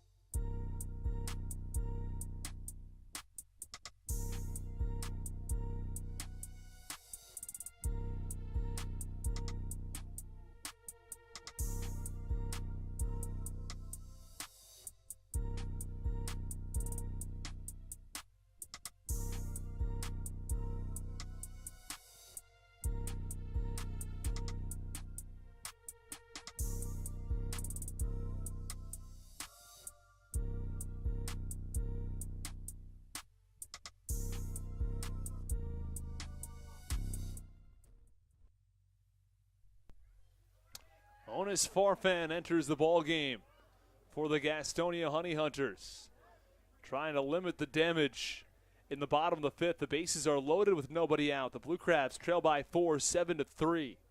Farfan 2-1 this year with a 3.51 ERA. First pitch runs inside on Crosby and hits him on the elbow. It walks in a run. The Blue Crabs now trail just 7-4. Well, how about this inning in the 5th?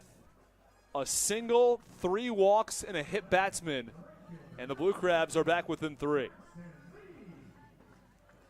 On Farfan's last appearance, he went an inning, walked 2, struck out 2 against Charleston. Well, he's already hit 1. His ERA in the month of June has been strong, 2.45 across 11 innings. First pitch on Braxton Lee's inside, count 1-0. Now it gets a little better from that even. In his last 8 innings, he's allowed just 1 run. And across his last 5, has not allowed a run.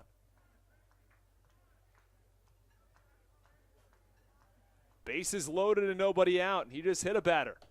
1-0 way inside, count 2-0. Things are starting to spiral a little bit for this Gastonia pitching staff. Well, Wolanski came in and scored on the hit-by pitch to Alex Crosby. So it's Crosby from first, Harris from second, Walker from third. The count, 2 balls and no strikes on Braxton Lee. 2-0 from Farfan. That's away, 3-0. Farfan has entered this game. First pitch, he hit a batter. The next 3 pitches have missed to Braxton Lee. And the bases are loaded with nobody out.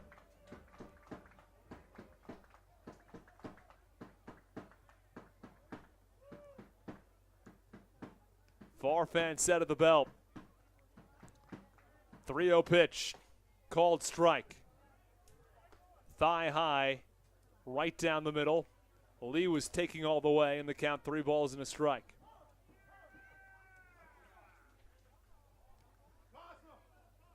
Home plate umpire Jerry Martinez yelling to the Honey Hunters dugout.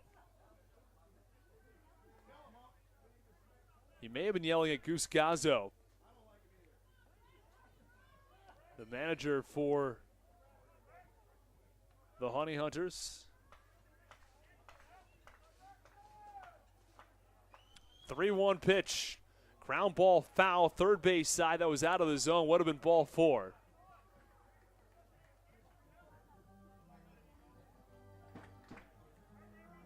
Count 3 balls and 2 strikes now on Braxton Lee. Onas Farfan missed the zone on the first 4 pitches, but has battled back.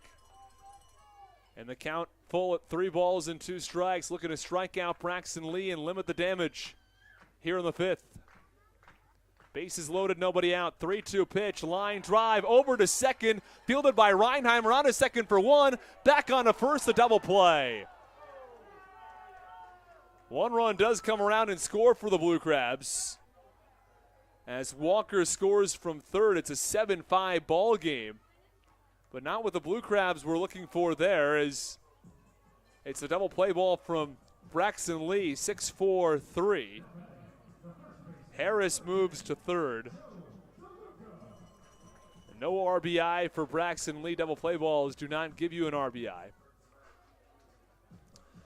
2 in the 4th, 3 in the 5th for Southern Maryland. Exactly what the doctor ordered for Onas Farfan after hitting a batter and walking in a run.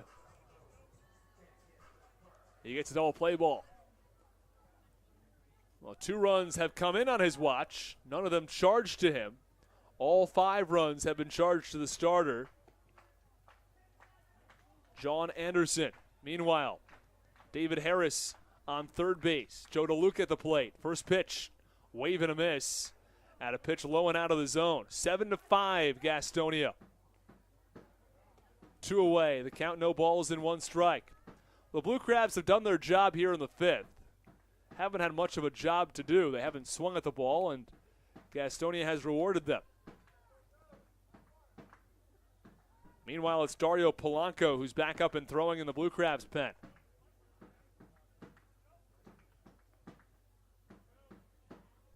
You'd have to wonder if Eddie Butler, who's pitching better, would come back in the ballgame. 0-1 pitch called or swinging strike at a pitch up and out of the zone.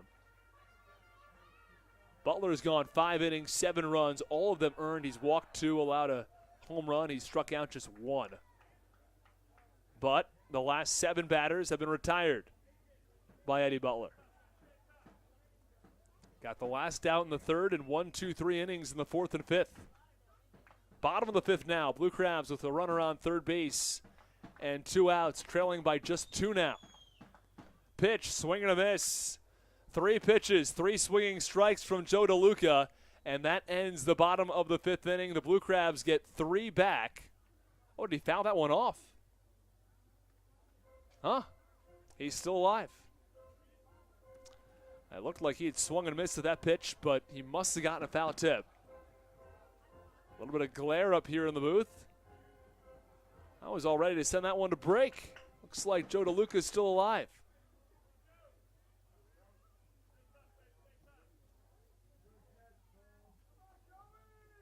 DeLuca got a piece of it, so we'll reset it. Count 0-2 with 2 outs in the bottom of the 5th.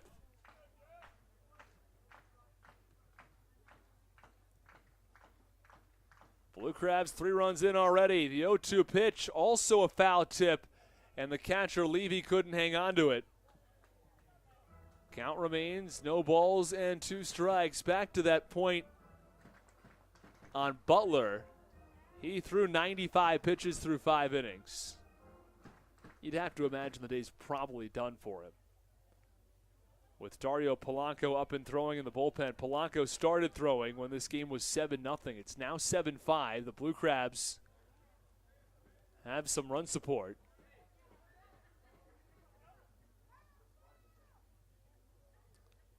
Oh, 2 pitch from Farfan. Up and away. Count 1-2.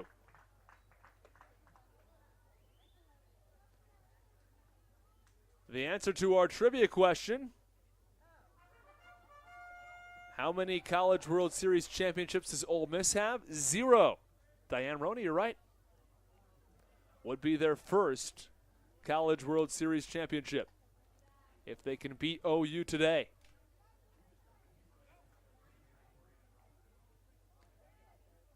One-two pitch, ground ball, pretty hard hit to second. Rosa couldn't handle it. It deflects toward the outfield grass. David Harris scores from third. The Blue Crabs are back within a run. It's a 7-6 ball game.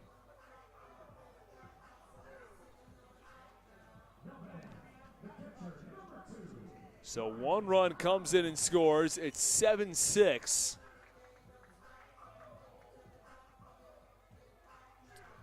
Well, John Anderson was in total control across the first 5 innings, or first 3 innings. He struggled in the 4th. He had more trouble in the 5th. He exits today's game having allowed 6 runs and 5 earned across 4+ innings of work. First pitch to Ryan Haug upstairs, count 1-0. Well, when it looked like Joe DeLuca had struck out, he had not. Instead, he reaches on an error by the second baseman, Rosa. This is a 1-run ball game.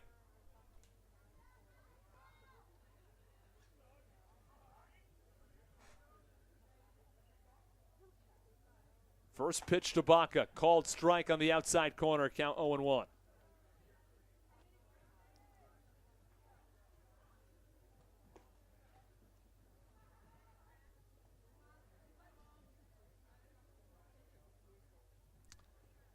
One ball, 1 strike on Baca.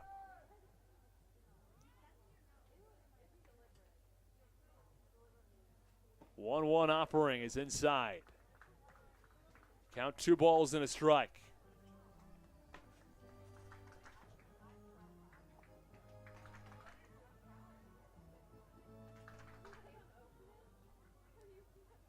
Two balls, 1 strike. 2 outs on Ryan Haug. 2-1s upstairs, count 3-1. Blue Crabs have scored 4 runs in the 5th. They trailed 7-0 going into the 4th. It's now a 7-6 game. With a runner on first base and 2 outs, Michael Baca on deck.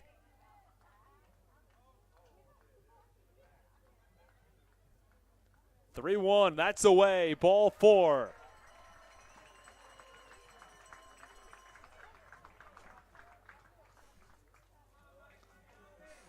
Runners on first and second with 2 outs, and Baca coming to the plate.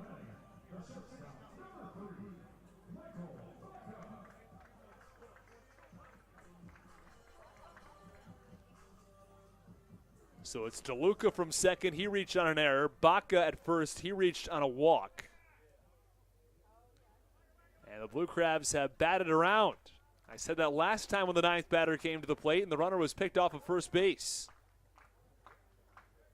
Baca is the 9th batter to come to the plate here in the 5th. First pitch, called strike.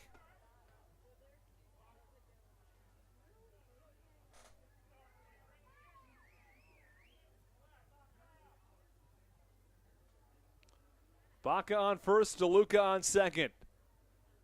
Tying run in scoring position here in the 5th. And what has all of a sudden become a ball game.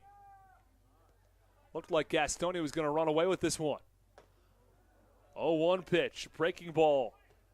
And Baca way out in front of it, count 0-2.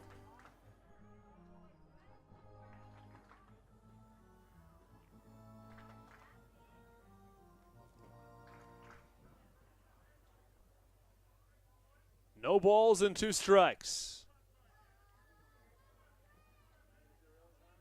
Onas Farfan will throw his 21st pitch of the inning. This one swinging a ground ball slowly to second. It's fielded by Rosa. Routine play this time. A sidearm flip to first in time for the final out, but not before the Blue Crabs score 4 times in the 5th. It's a 7-6 ball game. You're listening to Blue Crabs Baseball on the Hometown Real Estate Broadcast Network.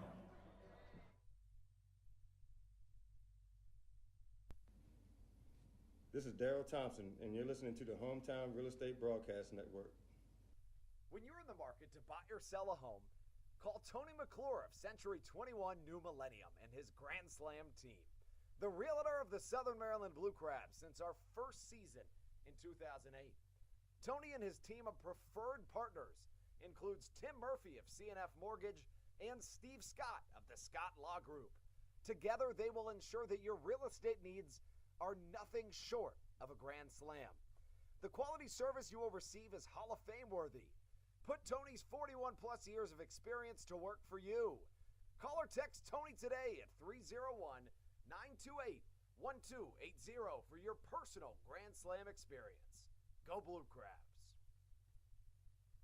Did you know that the Washington, D.C. metro area is the 5th most expensive place to live in the entire United States of America?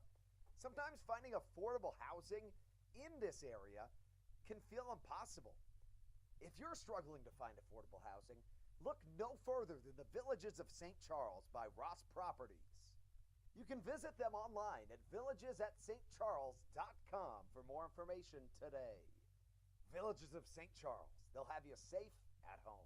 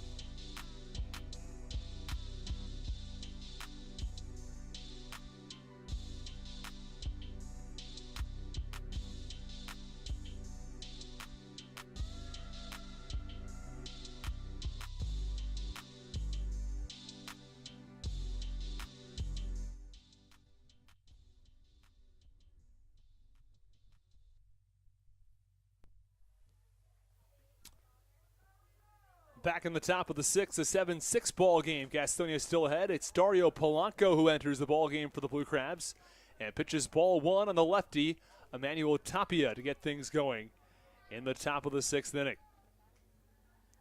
Blue Crabs 2 runs in the 4th, 4 in the 5th. Was 7-0, now it's 7-6. 1-0 pitch, big wave and a miss. And the count 1 ball and 1 strike. Couple things to take care of here in the 6th. We'll get you the numbers on Dario Polanco in just one moment. And we'll also give you our second trivia question of the ball game.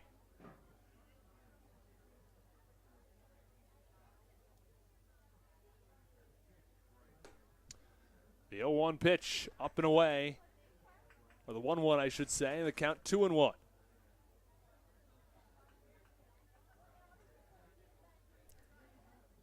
2 balls, 1 strike. Nobody out in the top of the 6th inning. 2-1 delivery. High fly ball, left field. Not all that much for Jared Walker to do other than close them in on the glove. Or close the glove on the ball, I should say. And there's 1 away. Well, there is 1 away in the top of the 6th inning. Dario Polanco has not pitched much recently. Pitched just twice here in the month of June, a total of an inning and a third. Has not allowed a run. First pitch, ground ball, third base side foul toward the Blue Crabs bullpen. And the count 0-1. Had a really tough month of May when he had an 11.37 ERA. He walked 8 batters in 6 innings in May. Here in June, an inning and a third of clean baseball. 0-1 pitch, that's away. Count 1 ball and 1 strike. A beautiful day for baseball. If you're looking to hear from the College World Series, though, that game's scoreless. They're halfway through. Middle of the 5th. We're at the end of the 5th, top of the 6th now. This game's 7-6. A lot more runs scored in this one. 1-1 pitch is low, and the count 2-1.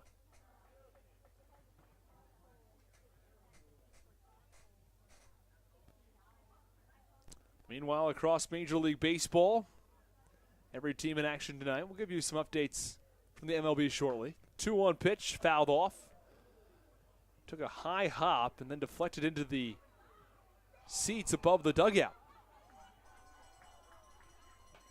Yankees and Astros even at 3. Red Sox over the Guardians 6-2. Pirates trail the Rays 4-2. White Sox on top of the Orioles 4-1. The Twins lead the Rockies 5-3. The Athletics over the Royals 4-3. 10-3 Brewers over the Blue Jays. The Cubs and Cardinals are knotted up at 5.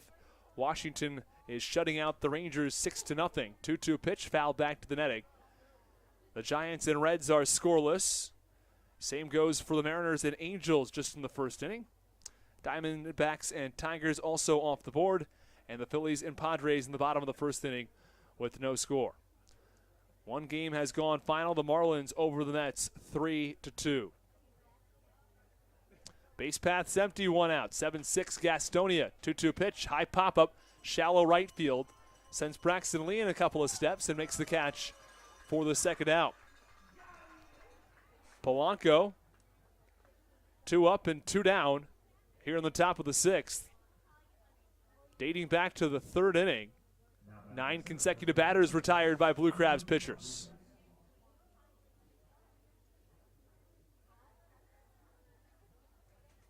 On the year, 11 innings pitched for Dario Polanco. 9 walks, 8 strikeouts, paired with 12 hits. First pitch, a little bit low for ball 1. Our second trivia question today will be posted in the YouTube chat in just a moment. How many games, or what is the team with the most World Series or College World Series appearances? Which college team with the most College World Series appearances has never won an actual College World Series? And how many appearances has that team had? So which team has the most appearances but no College World Series wins? 1-0 pitch on the ground towards short, backhanded by Wolanski. He flips to first and ends the inning. A 1-2-3 inning from Dario Polanco.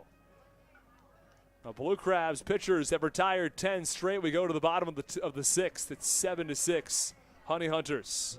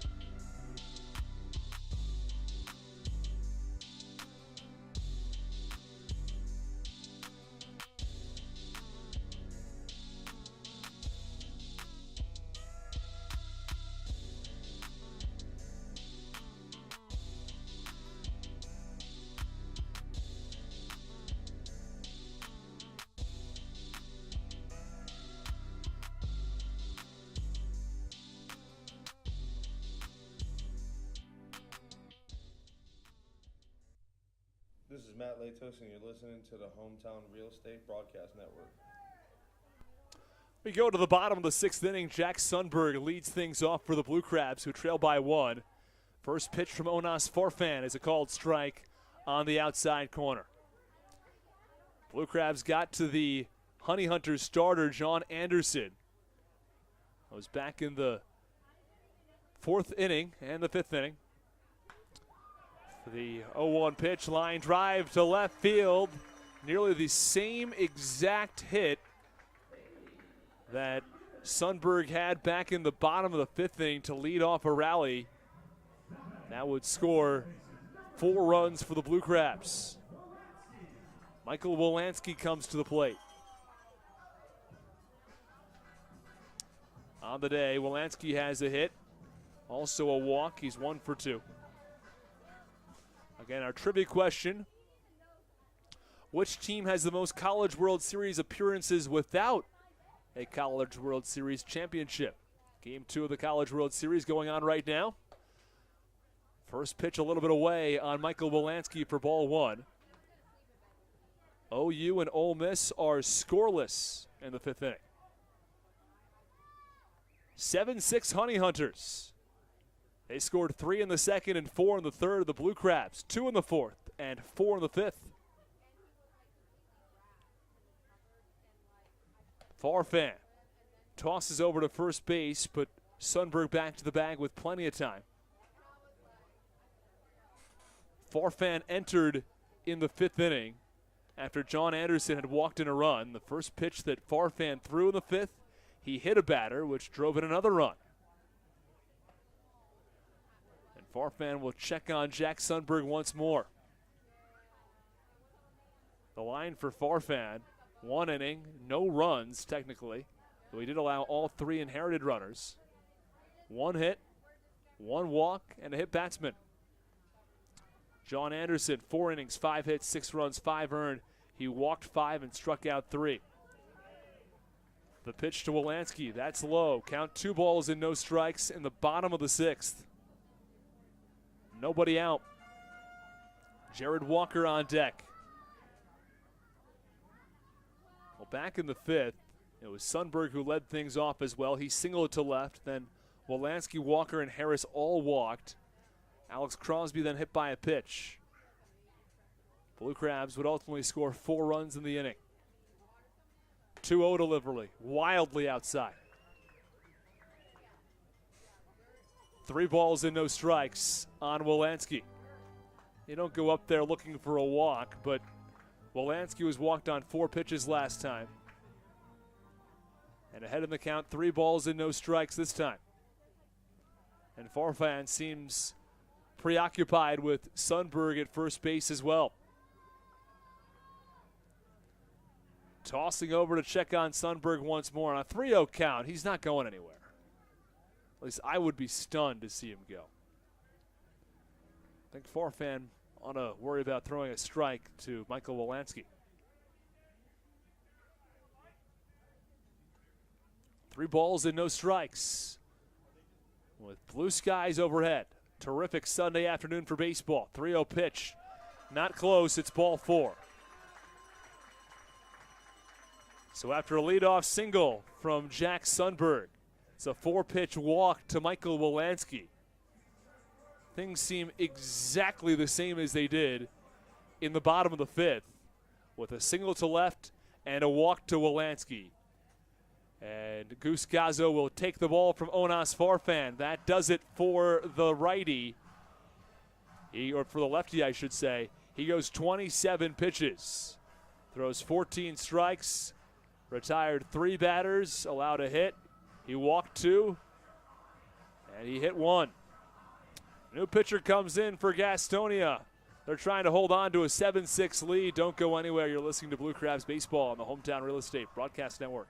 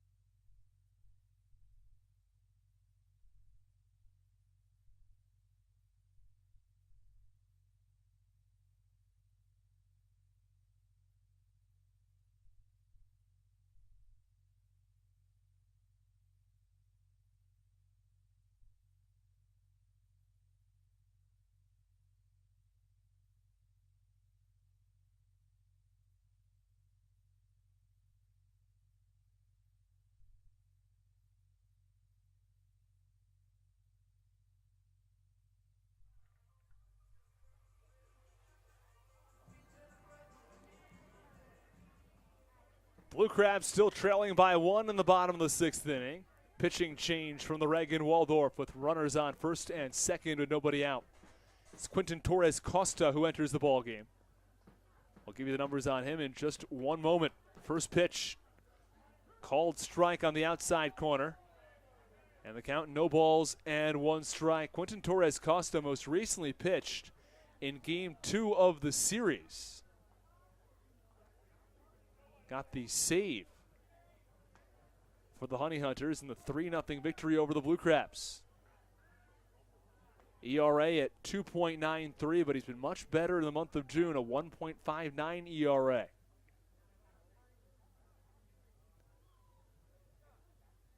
Pitch to Torres Costa, high from Torres Costa, high fly ball, left field. The left fielder, Reese Hampton, takes about 10 steps in and makes the catch in shallow left for the first out. 1 away in the bottom of the 6th inning.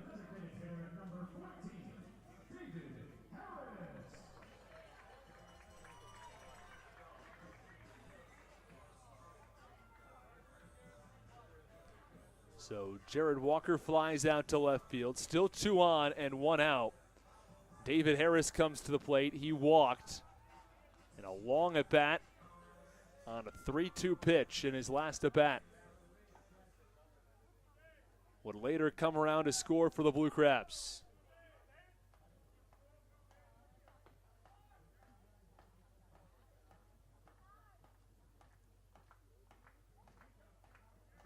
Lefty-righty matchup. Quinton Torres Costa looks back the runners. Here's the pitch. The runners go. Double steal. Throw down to second is not in time. Wolanski under the tag. The catcher, Stuart Levy, looks down at the third base umpire who is covering second. It's Bill Reuter saying, how is he safe? I thought it beat him, to be completely honest. From my vantage point here, the throw was in time. Goose Gazzo comes out to have a conversation with Bill Reuter, who made the call. I don't think anything's changing here. On a double steal, it's an interesting situation because the runner on third, the throw to third is just 90 feet as opposed to 120. But the throw down to second is a lot more traditional for the catcher because he makes so many more throws to second base as well. You don't have to worry about the batter either, especially a right-handed batter. And in this case, the runner stealing third, Jack Sundberg, has more speed than Michael Wolanski. Tight play at second base. The pitch was low to David Harris. A double steal in effect. And there are 2 in scoring position and 1 out for the Blue Crabs.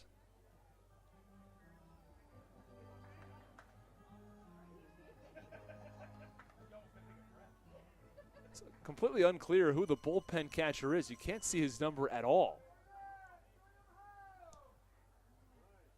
Bradley Roney warming up in the pen, though. Blue Crabs will traditionally use DeLuca or Haug if they're not playing, but both of them are in the lineup today. The 1-0 pitch, a called strike, and the count 1 ball and 1 strike now on David Harris. Runners on second and third, the infield slightly in, not quite on the grass. About 5 feet off the grass, it's short in second. Pitch, that's low. Count 2 balls and 1 strike.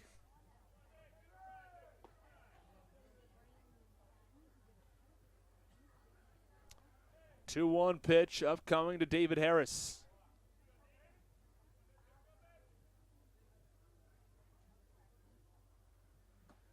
Two-one, breaking ball, big swing and a miss. Count 2-2. Kept David Harris way off balance. 2 balls, 2 strikes. 1 out in the 6th. David Harris will try to drive in a run with 2 in scoring position and 1 out.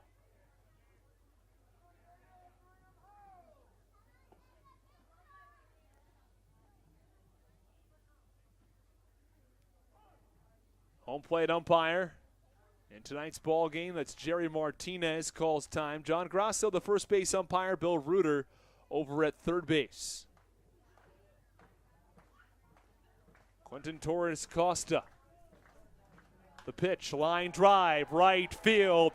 Sends Skull back to the warning track. It's over his head. Sundberg scores from third. Wolanski from second. It's a 2 RBI double from David Harris. The Blue Crabs have jumped on top of the sixth. Southern Maryland has come all the way back. Honey Hunters led this one 7-0 after the third. The Blue Crabs with 2 in the fourth, 4 in the fifth, and 2 more here in the sixth. They lead at 8-7. The Blue Crabs don't want to be swept tonight, and Gastonia seems to have no interest in clinching tonight. Meanwhile, we'll update you on the High Point game as the High Point Rockers are taking on Lexington. That game is tied at 1 in the second. Now, if High Point wins and the Honey Hunters lose, Gastonia will not clinch. Gastonia will clinch even if they lose today and the Honey Hunters lose. First pitch low to Alex Crosby. Count 1 ball and no strikes.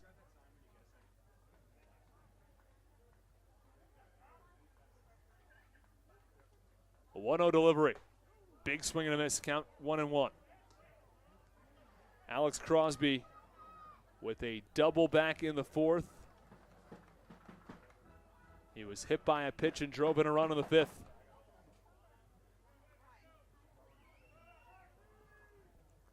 Blue Crabs look to keep the rally going. Runner on second base and 1 out. 1-1 deliveries away. Count 2-1. Well, Quentin Torres Costa has entered the game and found himself in a bit of trouble. Onas Farfan allowed 2 runs on 1 hit and 2 walks. Across just an inning of work. He was responsible for both runners on base. The 2-1 pitch, high fly ball, left field line. This ball dropping quickly, and Reese Hampton can't quite get there in the corner. It's in foul ground. And the count 2 balls and 2 strikes. Landed over toward the Blue Crabs bullpen, where the Blue Crabs reliever, Bradley Roney, was warming just moments ago. He has since sat down.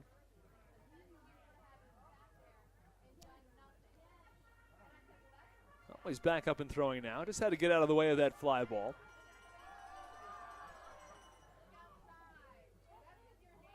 Blue Crabs all of a sudden have a lead for the first time tonight. They trailed 7-0 after the third. They now lead at 8-7. 2-2 pitch. That's, called strike 3. Oh, not even close. It was outside by at least a couple inches. As the catcher, Stuart Levy, turned his glove from the traditional backhand grip to a forehand grip. Well, if it was a strike, it certainly wasn't framed very well. It's called strike 3. There are 2 away now in the bottom of the 6th.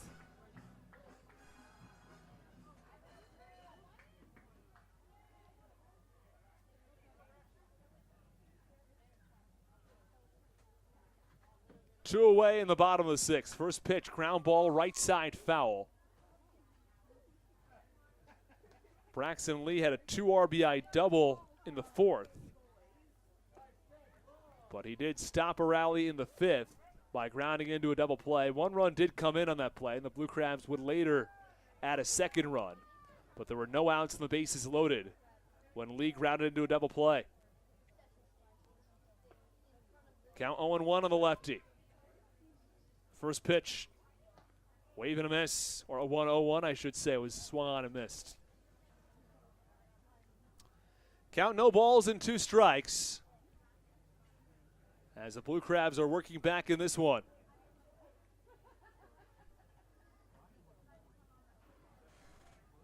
Runner on second base for the Blue Crabs. 2 runs in already in the inning.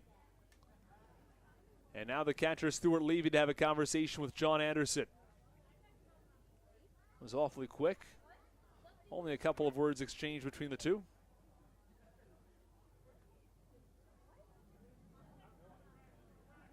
Braxton Lee will step in.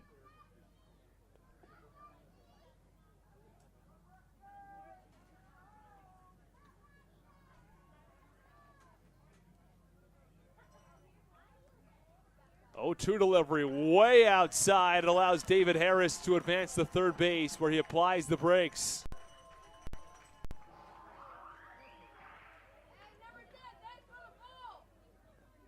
Count 1 ball and 2 strikes. Got away from Stuart Levy all the way to the backstop. Blue Crabs now have another run 90 feet away. Southern Maryland leading 8-7.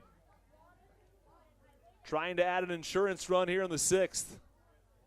Well, Blue Crabs pitching really struggled through the first 3 innings. Butler allowed 7 runs in the first 3. 1-2 pitch, swing and a miss, strike 3. But the last 10 batters have been retired by Southern Maryland pitching.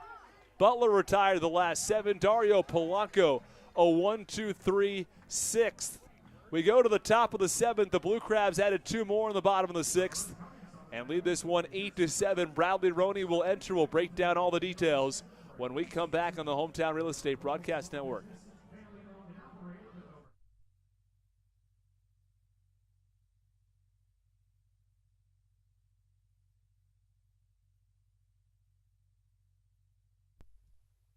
American Radiology is the clear choice for all of your medical imaging needs. With locations in Charles and Calvert counties, they offer a full range of imaging services. Some of their latest innovations included 3D mammography and wide-open MRIs for our claustrophobic patients. For your convenience, they even offer extended weekday hours and Saturdays. For more information or to schedule an appointment, visit their website at AmericanRadiology.com. When you're in the market to buy or sell a home, call Tony McClure of Century 21 New Millennium and his Grand Slam team, the realtor of the Southern Maryland Blue Crabs since our first season in 2008. Tony and his team of preferred partners includes Tim Murphy of CNF Mortgage and Steve Scott of the Scott Law Group. Together, they will ensure that your real estate needs are nothing short of a grand slam. The quality service you will receive is Hall of Fame worthy. Put Tony's 41-plus years of experience to work for you. Call or text Tony today at 301-928-1280 for your personal Grand Slam experience. Go Blue Crabs.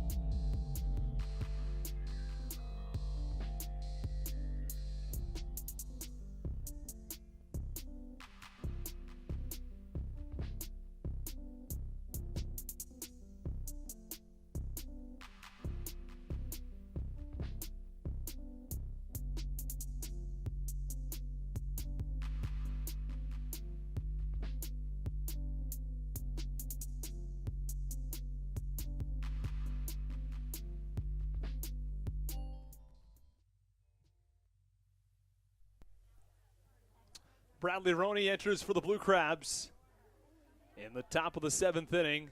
Southern Maryland now ahead 8-7. Well, the first pitch is inside on Jack Reinheimer, and the count 1 ball and no strikes.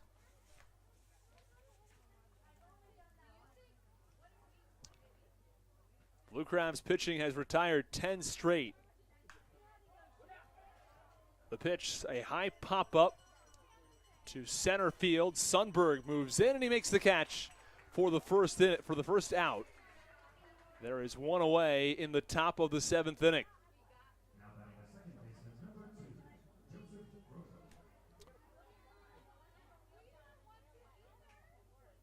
Well, the Blue Crabs turning to Bradley Roney, whose ERA coming into this one at 4.21. It's much improved, was near 6 earlier this season.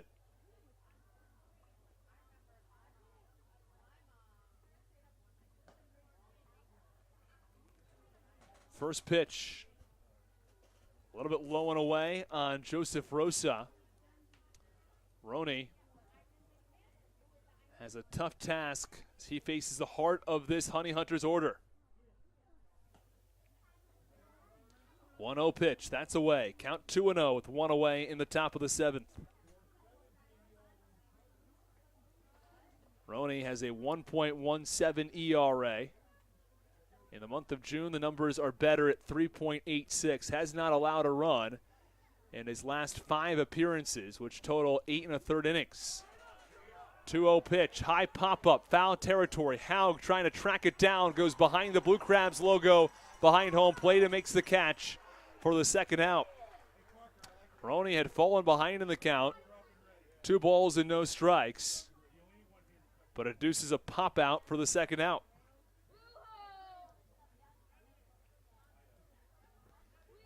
The strikeouts have been coming for Roney as well. 41 Ks across 25 2/3 innings. Those numbers jump off the page. An average of more than 13 strikeouts per 9 innings. Meanwhile, Endris Briseño warms up in the Blue Crabs bullpen. First pitch, foul tip, deflects off the mask of Haug. And the count 0-1. Roney throws pretty hard. Fastball 94-95. Butler topped out at nearly 96 miles an hour in the 4th inning. 95.7 to be exact. It's according to our TrackMan pitch technology.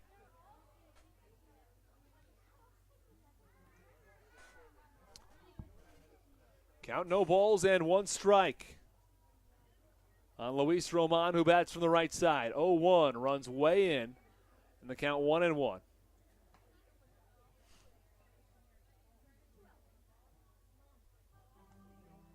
The slider got a little bit away from Roney.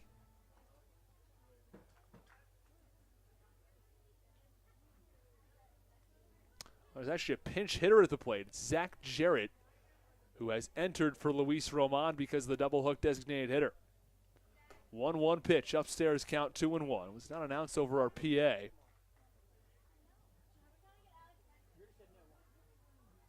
Jarrett played in game 2 of the doubleheader. And he's ahead in the count, 2 balls and a strike.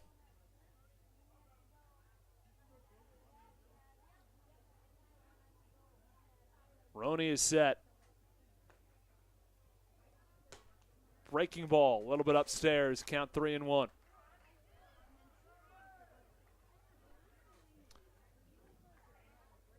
Roney's been terrific in recent appearances.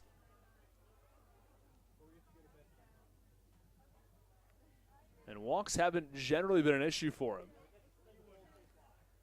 He's walked just 1 batter in his last 8 appearances. Pitch, swinging a line drive through the left side for a base hit.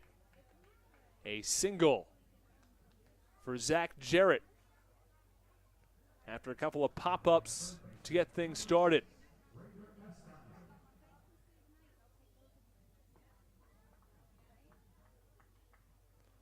One on and 2 outs for Raider Ascanio. First hit for the Honey Hunters since the 3rd inning. Blue Crabs ahead by 1 in the 7th. Roney has allowed just 2 hits in his last 8 innings. 2 hits and 1 walk across 8 innings. That was the 3rd. First pitch called strike on Ascanio.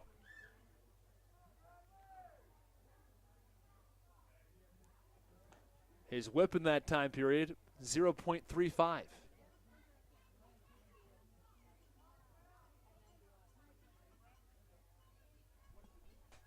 Roney set.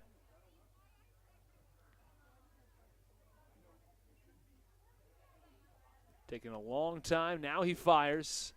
0-1 pitch called strike on the outside corner. Count 0-2. Raider Ascanio thought about it.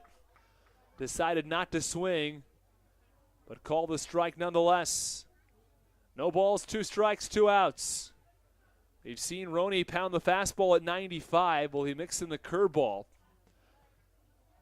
That's his plus pitch. Big looping curveball. Pitch, ground ball foul. Third base side. Snagged out of midair by tonight's starter, Eddie Butler.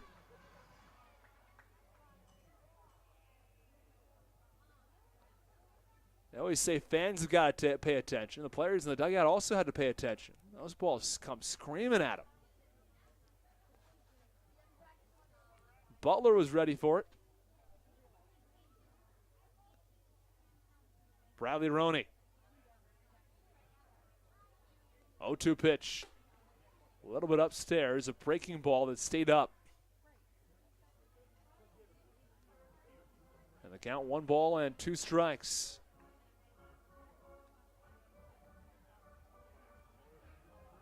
They definitely missed with that pitch. There's no question. That breaking ball was supposed to be low, and it was up and out of the zone. Just never broke.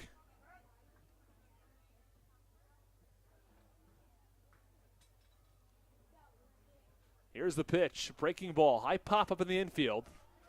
It's the second baseman, Wolanski, who gives way for the first baseman, Joe DeLuca, who makes the catch for the final out.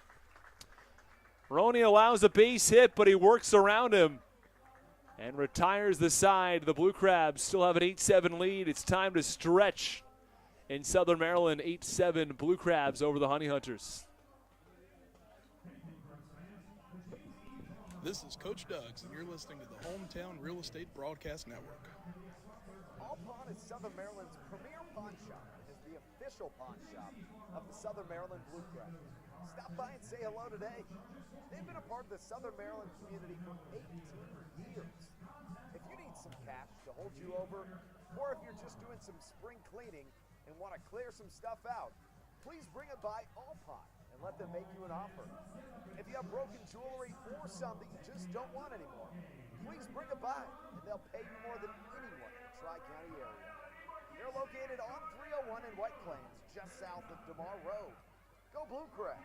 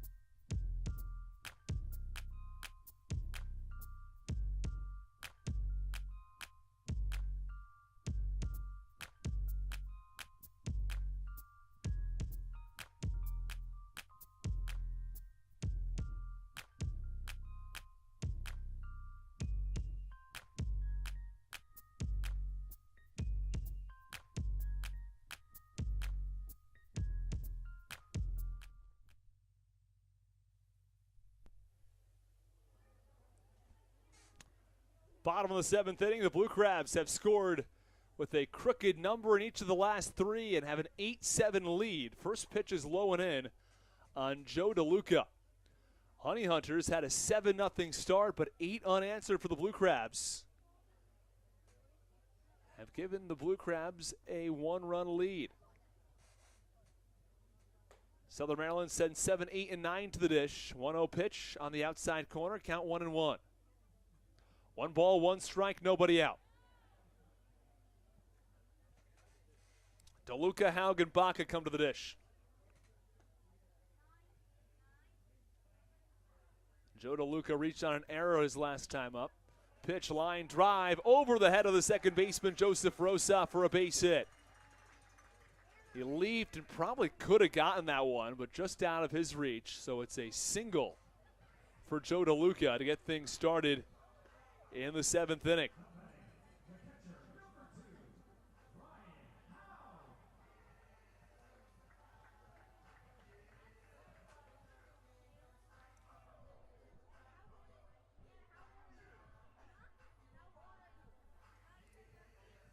Runner on first base with nobody out. David Harris broke the tie for the Blue Crabs. A 2 RBI double to deep right over the head of Jake Skoll. And that gave the Blue Crabs the 8-7 lead.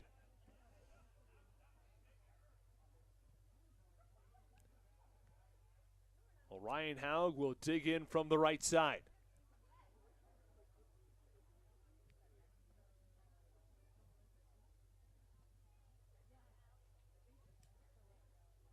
Just past 5 o'clock on the East Coast. We're still just in the 7th inning.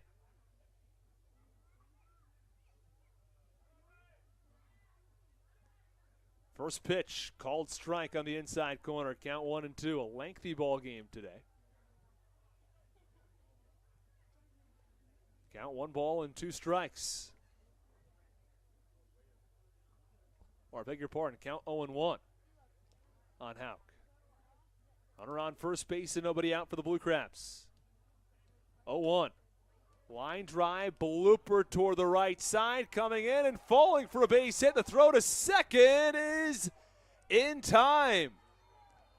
Not every day you see that 9-3 put or 9-5 put out. I guess it was a 9-6. Trying to get exactly what that one was. So it was to the shortstop, Reinheimer, who made the catch at second base. But that's what it was, a 9-6 put out. Fielder's choice.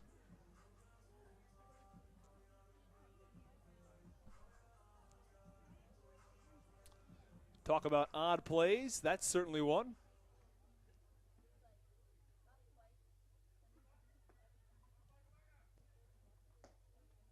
The first pitch is low.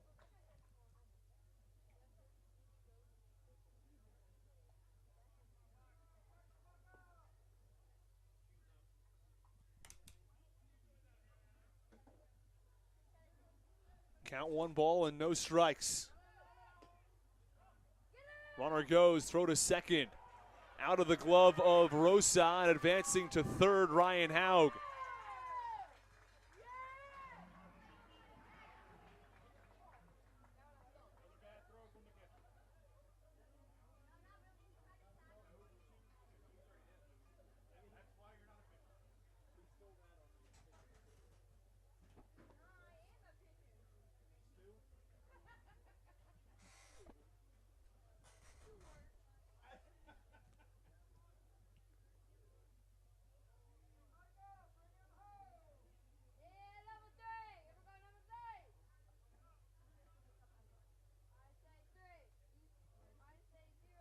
The pitch to Baca, high pop up into shallow center field. It's the second baseman, Joseph Rosa, who's there and makes the catch for the second out, for the first out, I should say. I beg your pardon. There are 2 away in the top of the 8th.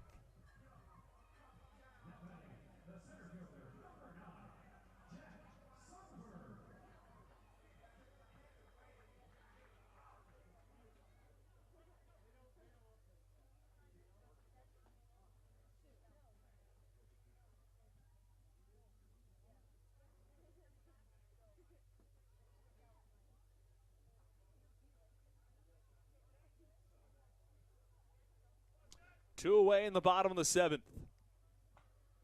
It's Jack Sundberg at the plate. 8-7 Blue Crabs. Pitch low. Count 1 ball and no strikes.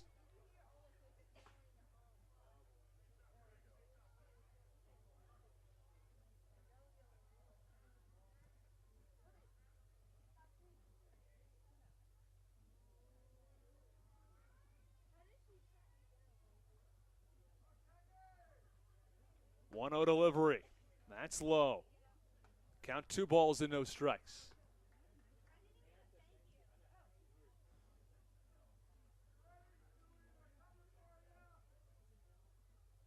Count 2-0. Runner on third base. Blue Crabs ahead 8-7. 2-0 pitch. Called strike. Count 2-1.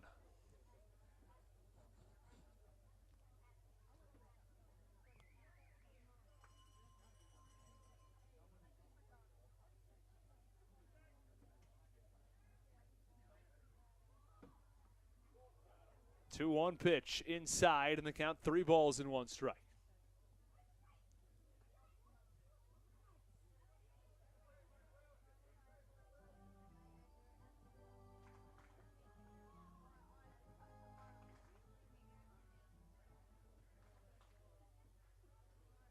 Three balls, 1 strike, 2 outs. Here's the pitch. Up and away, it's ball 4. 8-7 Blue Crabs in the bottom of the 7th inning.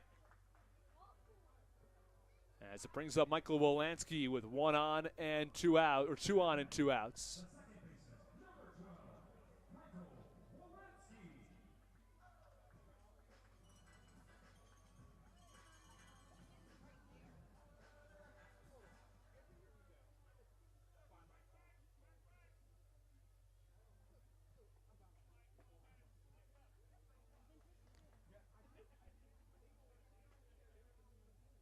Runners on the corners and 2 outs.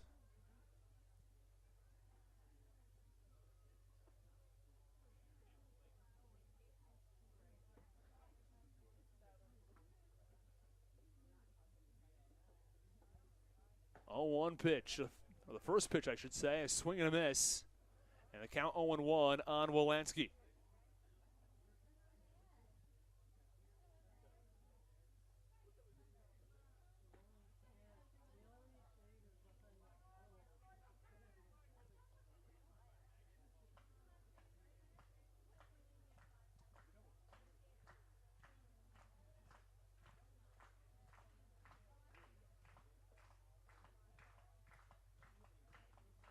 Throw to first to check on the runner. Sundberg dives back in safely.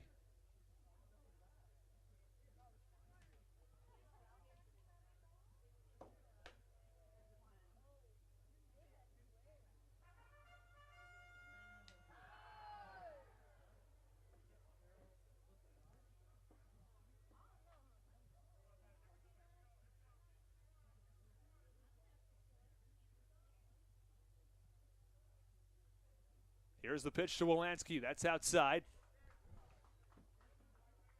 The count. 1 ball and 1 strike.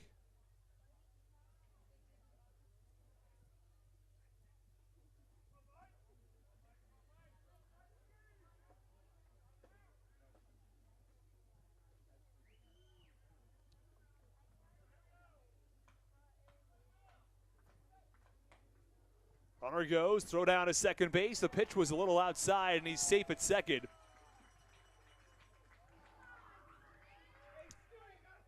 Count 2 balls and 1 strike. With 2 runners in scoring position, the Blue Crabs looking to add an insurance run or 2. Wolanski at the plate, Sundberg on second, and Haug on third. Wolanski digs back in.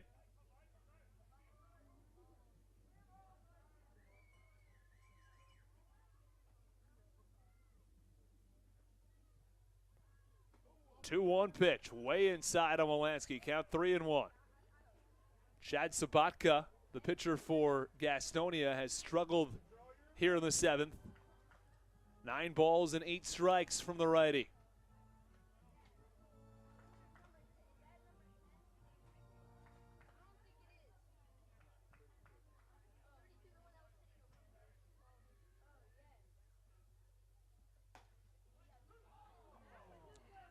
3-1 pitch, a called strike.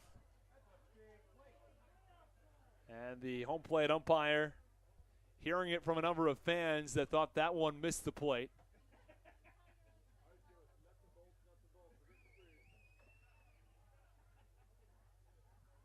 Count 3-2.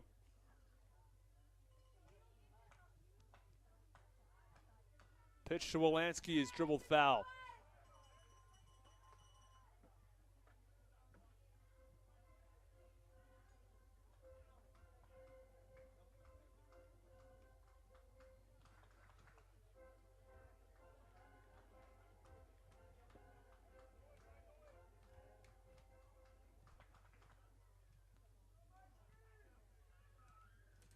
Two on, two outs. 3-2 pitch. That's ball 4. After Wolanski had fouled one off, it's a 7-pitch at bat, and the bases are loaded with 2 outs. You're hearing in the YouTube chat all about Dennis Moore, who's duck hunting.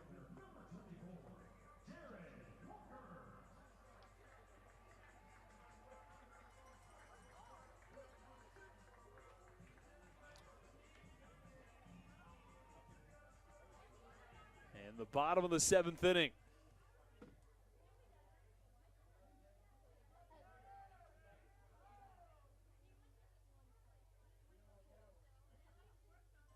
Bases loaded and 2 outs. Pitch called strike. At the knees on Jared Walker, the lefty.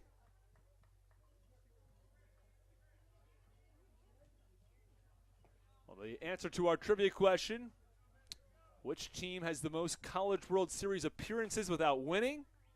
The answer: Florida State. 23 College World Series appearances, have not won one. Link Jarrett was just hired as their head coach a couple of days ago. 0-1 pitch missed outside on Walker. Count 1 ball and 1 strike. Jarrett brought Notre Dame to the College World Series this year in the Super Regionals last season. Lost to the eventual winners in the Super Regionals, Mississippi State, in 3 games. 1-1 pitch, called strike on the outside corner, count 1-2.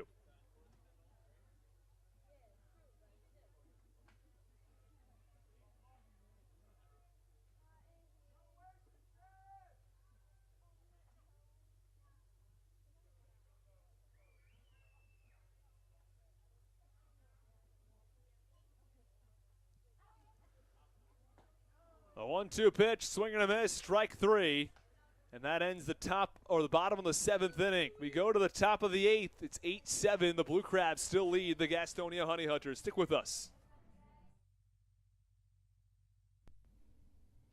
This is Daryl Thompson, and you're listening to the Hometown Real Estate Broadcast Network. Chick-fil-A of Charles County has been a proud supporter of the Southern Maryland Blue Crabs since their inception in 2008. For years, they have sponsored the Southern Maryland Blue Crabs, America's prisoners of war and missing in action. In between the second inning of each game, there is a moment of silence brought to you by Chick-fil-A. The Southern Maryland Blue Crabs appreciate and respect not only Chick-fil-A, but all of those that have served our great country. The seat that they sponsor was made possible by Chick-fil-A of Charles County. Thank you so much, and visit any of your Charles County Chick-fil-A locations today.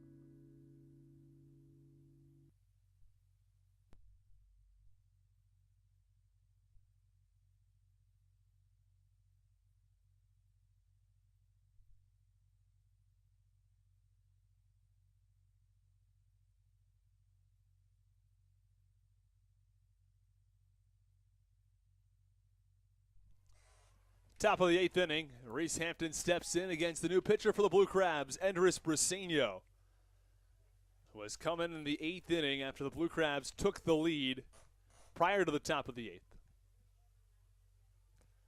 Blue Crabs were down 7-0, 8 runs across 3 innings as the pitch is fouled off, third base side, and the count 0-1.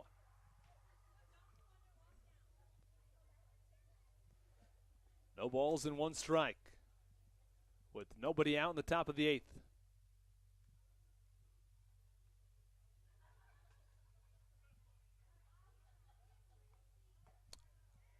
0-1 delivery. Fastball outside corner, count 0-2. Andres Briseño has, all things considered, had an outstanding season. Has allowed a couple of home run balls, but overall, a 1.09 ERA. 0-2 pitch, up and away, count 1-2.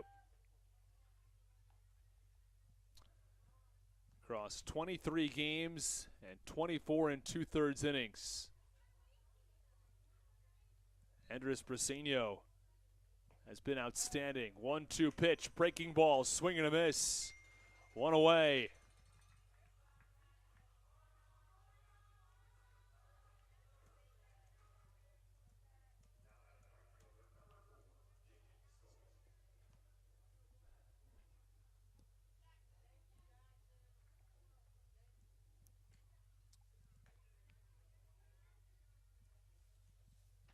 Well, here comes Jake Skoll after Hampton goes down on strikes. First pitch, swing and a miss, breaking ball, count 0-1. Briseño gets a sign from Ryan Haug.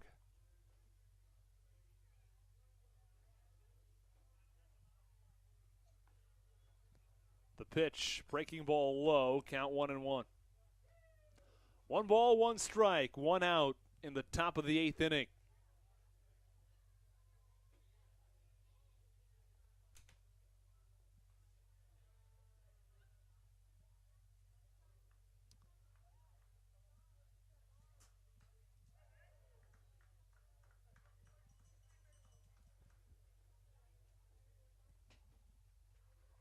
One pitch, fouled away. Count 1 ball and 2 strikes now. Over Briseño's last 4 appearances, which have spanned 4 2/3, he's allowed no runs and 2 hits. He has hit 1 batter.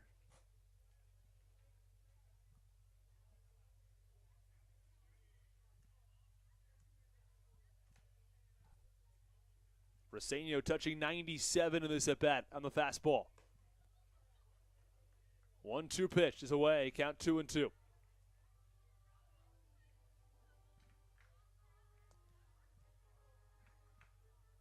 Briseño hitting 97 twice. Chad Sabatka for Gastonia hit 96 a couple of times.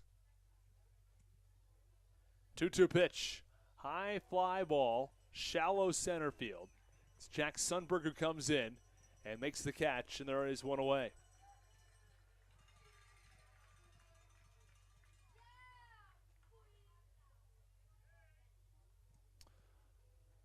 Nobody on and 2 outs. Quickly, Briseño with 2 outs in the inning.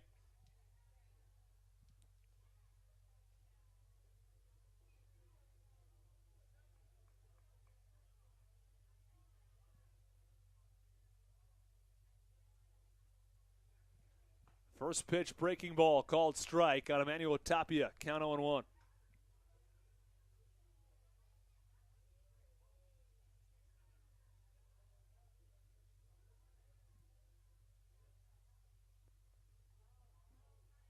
Oh, 1 pitch is low and in, and the count 1-1.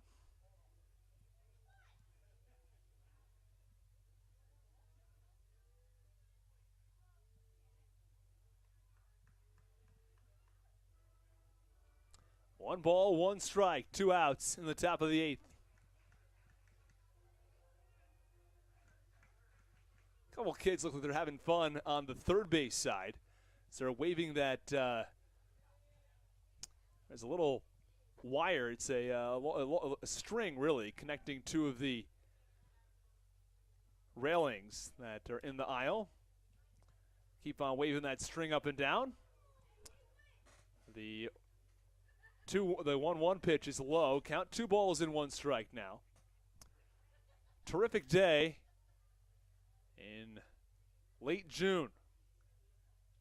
We approach 5:30 in the evening. Long ball game today. 2-1 pitch, swing and a miss, count 2-2. High fastball from Briseño.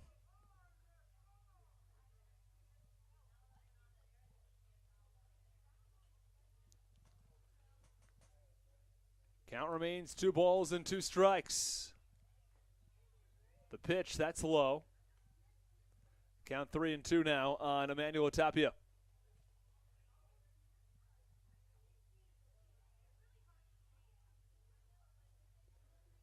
Three balls, 2 strikes, 2 outs. With the base paths empty, here's the pitch. High pop-up foul. Once more, it's out of play. Count remains 3-2.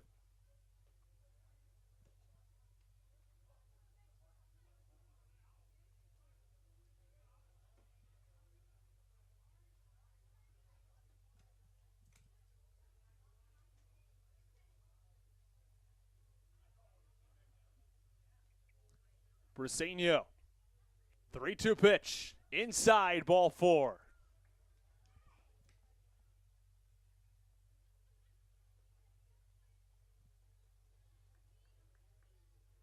Runner on first base and 2 outs.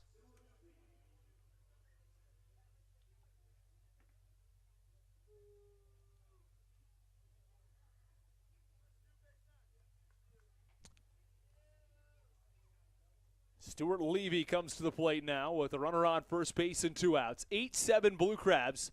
Southern Maryland with 2 runs in the 4th, 4 in the 5th, and 2 more in the 6th. Responded to the Honey Hunters, who scored 3 in the 2nd and 4 in the 3rd.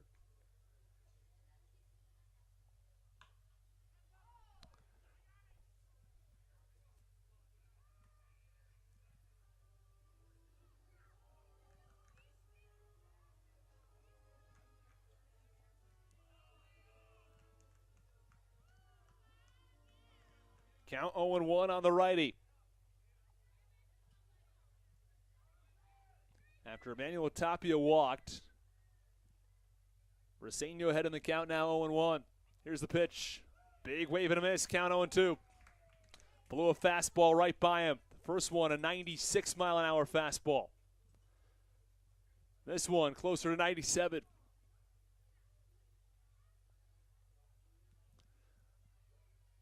Oh, 2 pitch upcoming to Stuart Levy. Briseño the offering. Swinging a high pop-up first base side. DeLuca backs up into foul territory and makes the catch for the final out. Well, Briseño works around a 2-out walk. The Blue Crabs ahead by 1 as we go to the bottom of the 8th.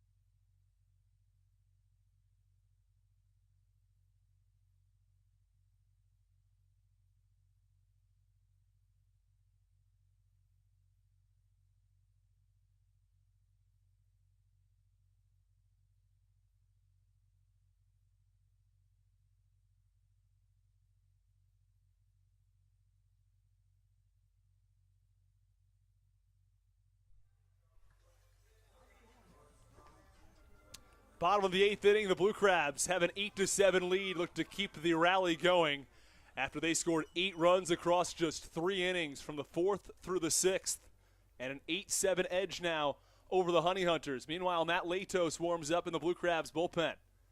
Sam Bordner enters, first pitch, fastball away for a ball 1. Blue Crabs have actually lost 3 in a row against the Honey Hunters, and the Blue Crabs have lost 4 out of 5 in the last 5 games. The second time this season they've gone through such a stretch. 1-0 pitch upstairs. Lost 2 out of 3 in Long Island, or in Staten Island, I should say. Or as the people from those islands would want me to say, on Staten Island.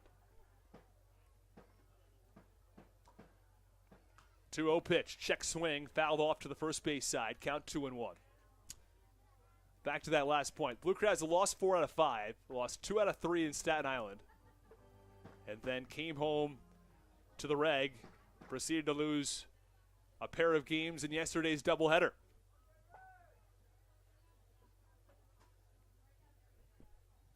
Two-one pitch from Bordner. Line drive foul, first base side, count 2-2.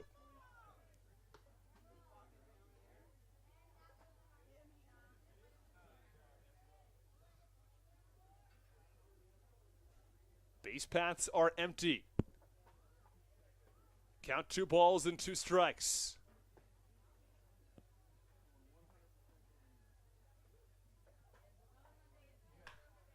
2-2 pitch, ground ball right up the middle for a base hit. Bordner couldn't quite snag it on the ground ball up the middle.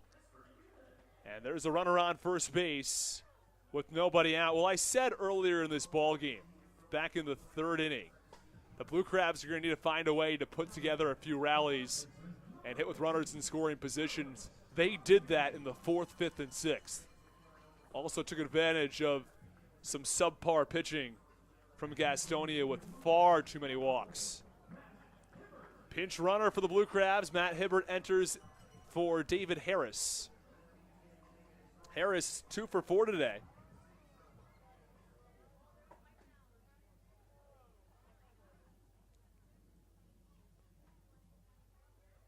Alex Crosby steps in from the left side.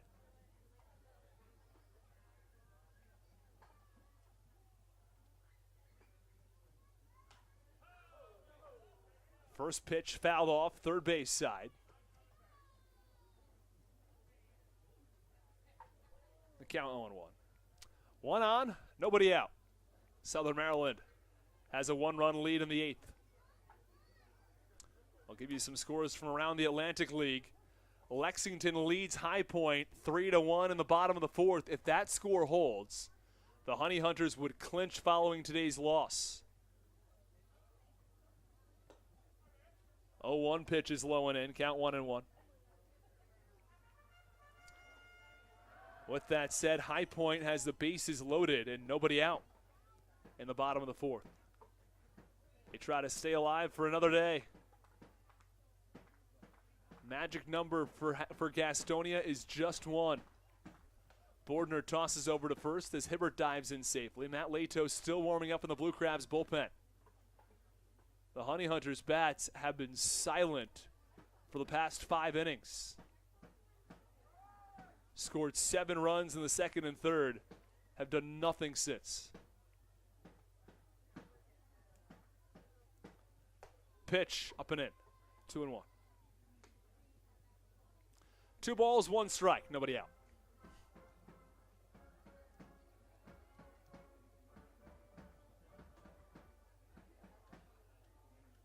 Runner on first base for the Honey Hunters. Bordner. The 2-1 offering. Hard line drive, first base side.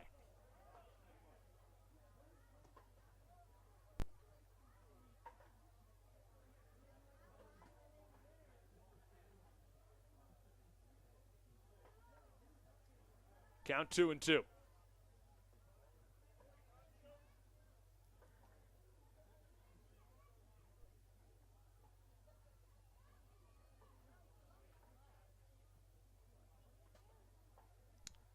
Two pitch. Line drive, third base side, base hit. Hibbert rounds second. He heads to third. Ray Ortega waves him around, now puts on the brakes at third base. A double for Alex Crosby. The Blue Crabs have 2 in scoring position with nobody out in an 8-7 lead. Sam Bordner across 10 pitches. Has thrown 6 strikes. Control hasn't been a major issue for him, but he's allowed back-to-back base hits here in the bottom of the 8th. I mentioned control because the Gastonia Honey Hunters have walked 9 Blue Crabs batters today. Sabanka walked 2, Farfan 2, and Anderson 5.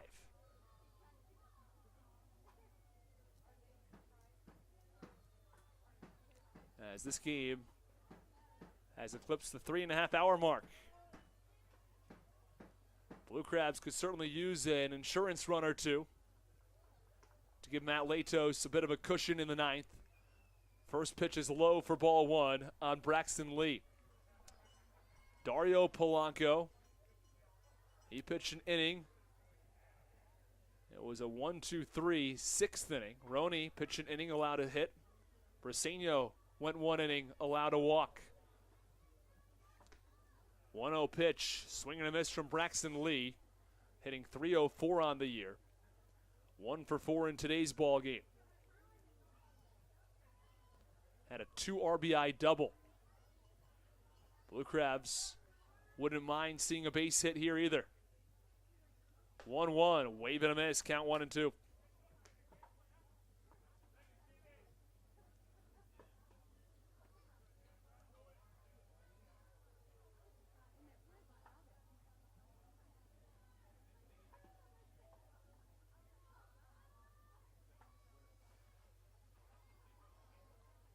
One ball and 2 strikes on Braxton Lee. Here's the pitch.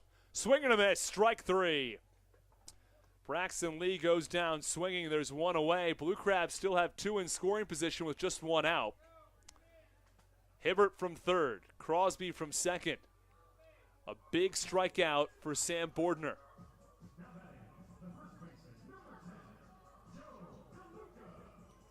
And Joe DeLuca will come to the plate.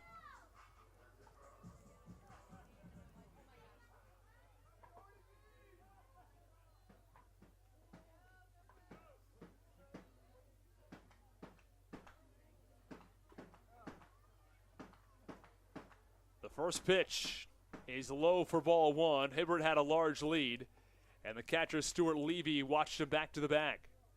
1 ball, no strikes. Bottom 8, Blue Crabs lead at 8-7. 3 in the second for Honey Hunters, 4 in the third. Blue Crabs with 2 in the 4th, 4 in the 5th, and 2 in the 6th. 2 on, nobody out. 1-0 pitch. Hard line drive, right field, but the right fielder is there. It's Jake Skoll now tagging from third and scoring Matt Hibbert. It's a sacrifice fly. The Blue Crabs have added a run. It's 9-7.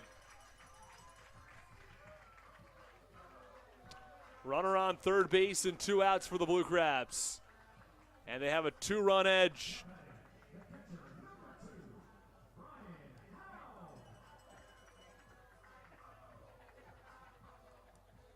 Rusty is great, says he's getting excited to see Latos, so he's a treat to know he's possibly coming into the game.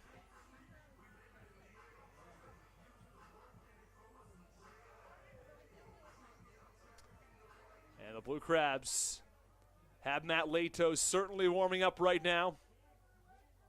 He will be entering the game in the 9th inning, barring some extremely unusual situation. First pitch to Haug on the ground is short. The roller is picked up by Reinheimer and fired to first in time. The Blue Crabs added an insurance run in the 8th inning on a sacrifice fly from Joe DeLuca that brings in Matt Hibbert. Call to the bullpen. It'll be Matt Latos who comes in when we come back in the top of the 9th. Don't go anywhere.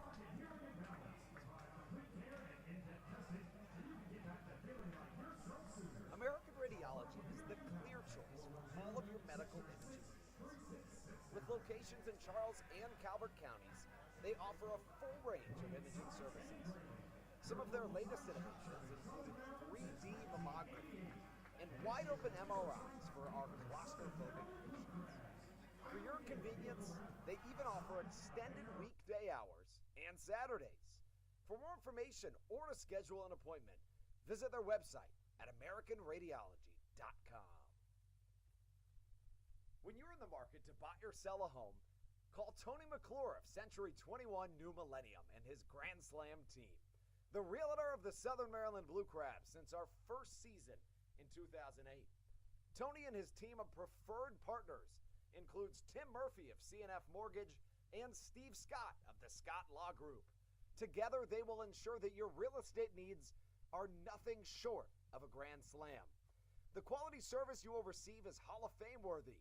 Put Tony's 41-plus years of experience to work for you. Call or text Tony today at 301-928-1280 for your personal Grand Slam experience. Go Blue Crabs.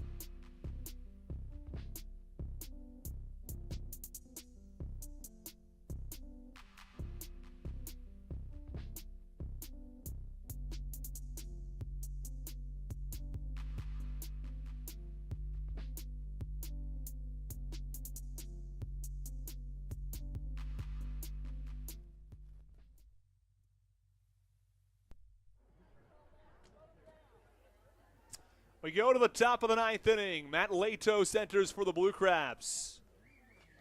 Herlis Rodriguez, Jack Reinheimer, Joseph Rosa. Those are the three he'll face in the top of the ninth. First pitch, ground ball, hard hit, first base side foul, and the count 0-1. Matt Latos has had a bit of an up and down season for Southern Maryland. Comes in with an ERA of 4.50.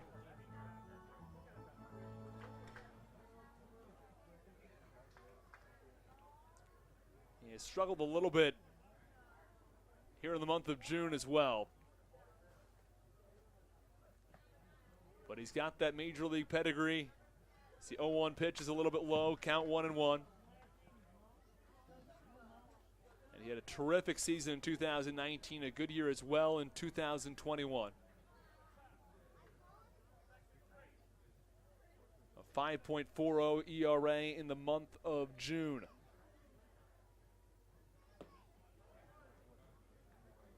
One pitch low, count 2-1.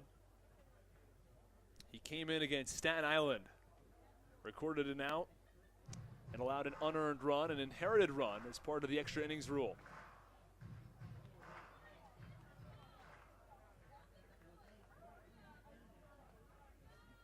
Two balls and one strike on Herlis Rodriguez. Pitch, that's a called strike, count 2-2. Honey Hunters had 9 hits and 7 runs in the first 3 innings. Since then, 1 hit and no runs over the last 5 innings. 2-2 pitch in the dirt, count 3-2.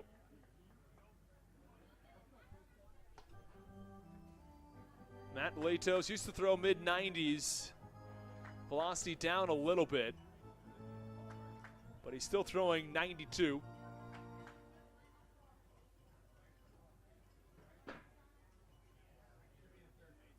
Three-two pitch, ball 4.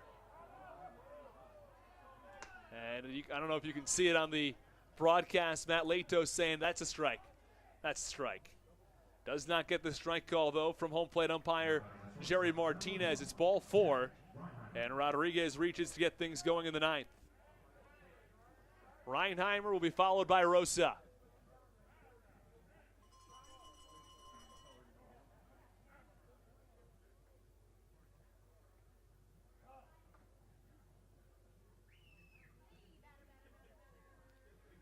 First pitch is up and in for ball 1.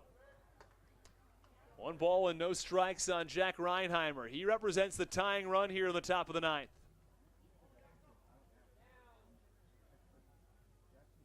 While Latos was petitioning that last one was a strike, our pitch technology has it just a little outside.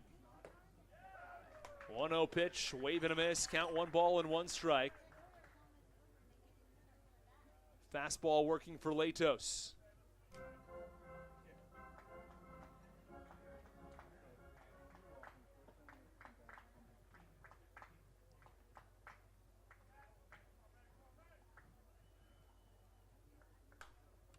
One is fouled back. Count 1 ball and 2 strikes now on Reinheimer.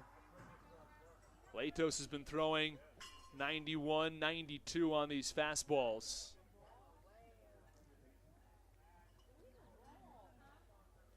Trying to keep them up a little bit out of the zone as well. Runner on first base, nobody out. 9-7. The Blue Crabs lead. 1-2 pitch. Called strike 3 at the knees. Reinheimer goes down on strikes. There's 1 away. Well, Reinheimer's had a tough series and a tough game. 0 for 5 today. That's just his first strikeout, and it's Joseph Rosa who will step in from the left side. Well, Rosa's had a terrific series. Had 3 hits in game 2 yesterday. Has 2 hits here in this afternoon's contest. Also scored a run. Runner goes in the first pitch. Throw down a second is in time. Oh, why are you stealing? The pitch was low. Why are you stealing there? It makes no sense at all. You've just run yourself into an out on the base pass where that runner on first base was absolutely meaningless. Only purpose for that runner was to score prior to the next guy coming home. That just made Rosa no longer the tying run. After the caught stealing at second base, the pitch was a called strike. The 0-1, that's at the knees. That's a called strike as well. Count 0-2. 9-7 Southern Maryland. Honey Hunters down to their final out. The Blue Crabs looking to complete the comeback.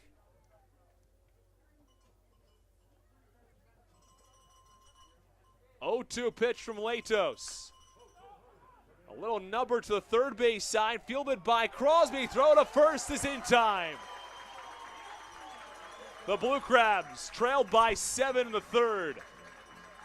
They come back and score 9 unanswered to win this one.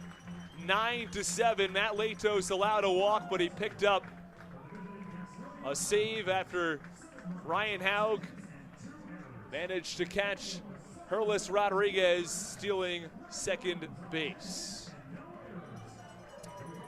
The Blue Crabs winners 9-7 today. We're going to run you through a couple of the big performers from today's ball game and the pitchers. And then we'll sign off. We'll be back on the air on Tuesday when York comes to town. Well, for the Blue Crabs, there were 3 players with multiple hits today. Jack Sundberg 2 for 4 with 2 runs scored. David Harris 2 for 4. He drove in 3. He also scored a run. Crosby 2 for 4 with a run scored. DeLuca 1 for 3. Lee 1 for 5. Haug went 0 for 4 today. His average drops to .309. Michael Baca was 1 for 4 in today's ball game. Well, the Blue Crabs are winners yet again. They take game 3 of the series. On the year, they are 5-4 against the Honey Hunters. We're going to run you through the pitchers in today's ball game. Butler, 5 innings, 9 hits, 7 runs, 2 walks. Had a tough go of things, especially for the first 2 2/3 innings. From there, he really settled down, retired 7 straight to end his outing, and the Blue Crabs ended up retiring as many as 10 in a row. Polanco a 1-2-3 inning in the 6th. He got to see some action again today. Bradley Roney went 1 inning, allowed 1 hit, and no runs. Andres Briseño, an inning, he walked 1, he struck out 1. Matt Latos, the same, an inning, he walked 1 and struck out 1. Your player of the game today for the Southern Maryland Blue Crabs, that's going to go to Alex Crosby. 2 for 4 today with a run scored and an RBI. The whole team really chipped in today. Jared Walker was without a hit, but he worked 2 walks. Ryan Howe was without a hit as well. He walked as well. So everybody in the Blue Crabs starting lineup reached base today. Michael Wolanski reached base 4 times, was 1 for 2, 2 runs scored and 3 walks. As the Southern Maryland Blue Crabs are winners today, 9-7. We'll run you through the runs as part of the Blue Crabs comeback. They were down 7-0. Braxton Lee doubled to drive in Jared Walker and Alex Crosby in the 5th. David Harris walked, and that brought in a run. Alex Crosby was hit by a pitch. Braxton Lee proceeded to ground into a double play, but it scored a run, and DeLuca reached on a fielding error by Joseph Rosa, which made it a 7-6 ball game. David Harris would later bring in 2 runs with a 2-run double over the right fielder Jake Scholl's head. Joe DeLuca added an RBI on a sacrifice fly. That'll do it from us on the Hometown Real Estate Broadcast Network. The Blue Crabs are winners today, 9-7. They trailed by 7. They scored 9 unanswered, and are winners yet again. It's their 43rd win of the year. Have a terrific evening, everybody. We'll be back with you on Tuesday. And as always, we finish by saying, let's go Blue Crabs.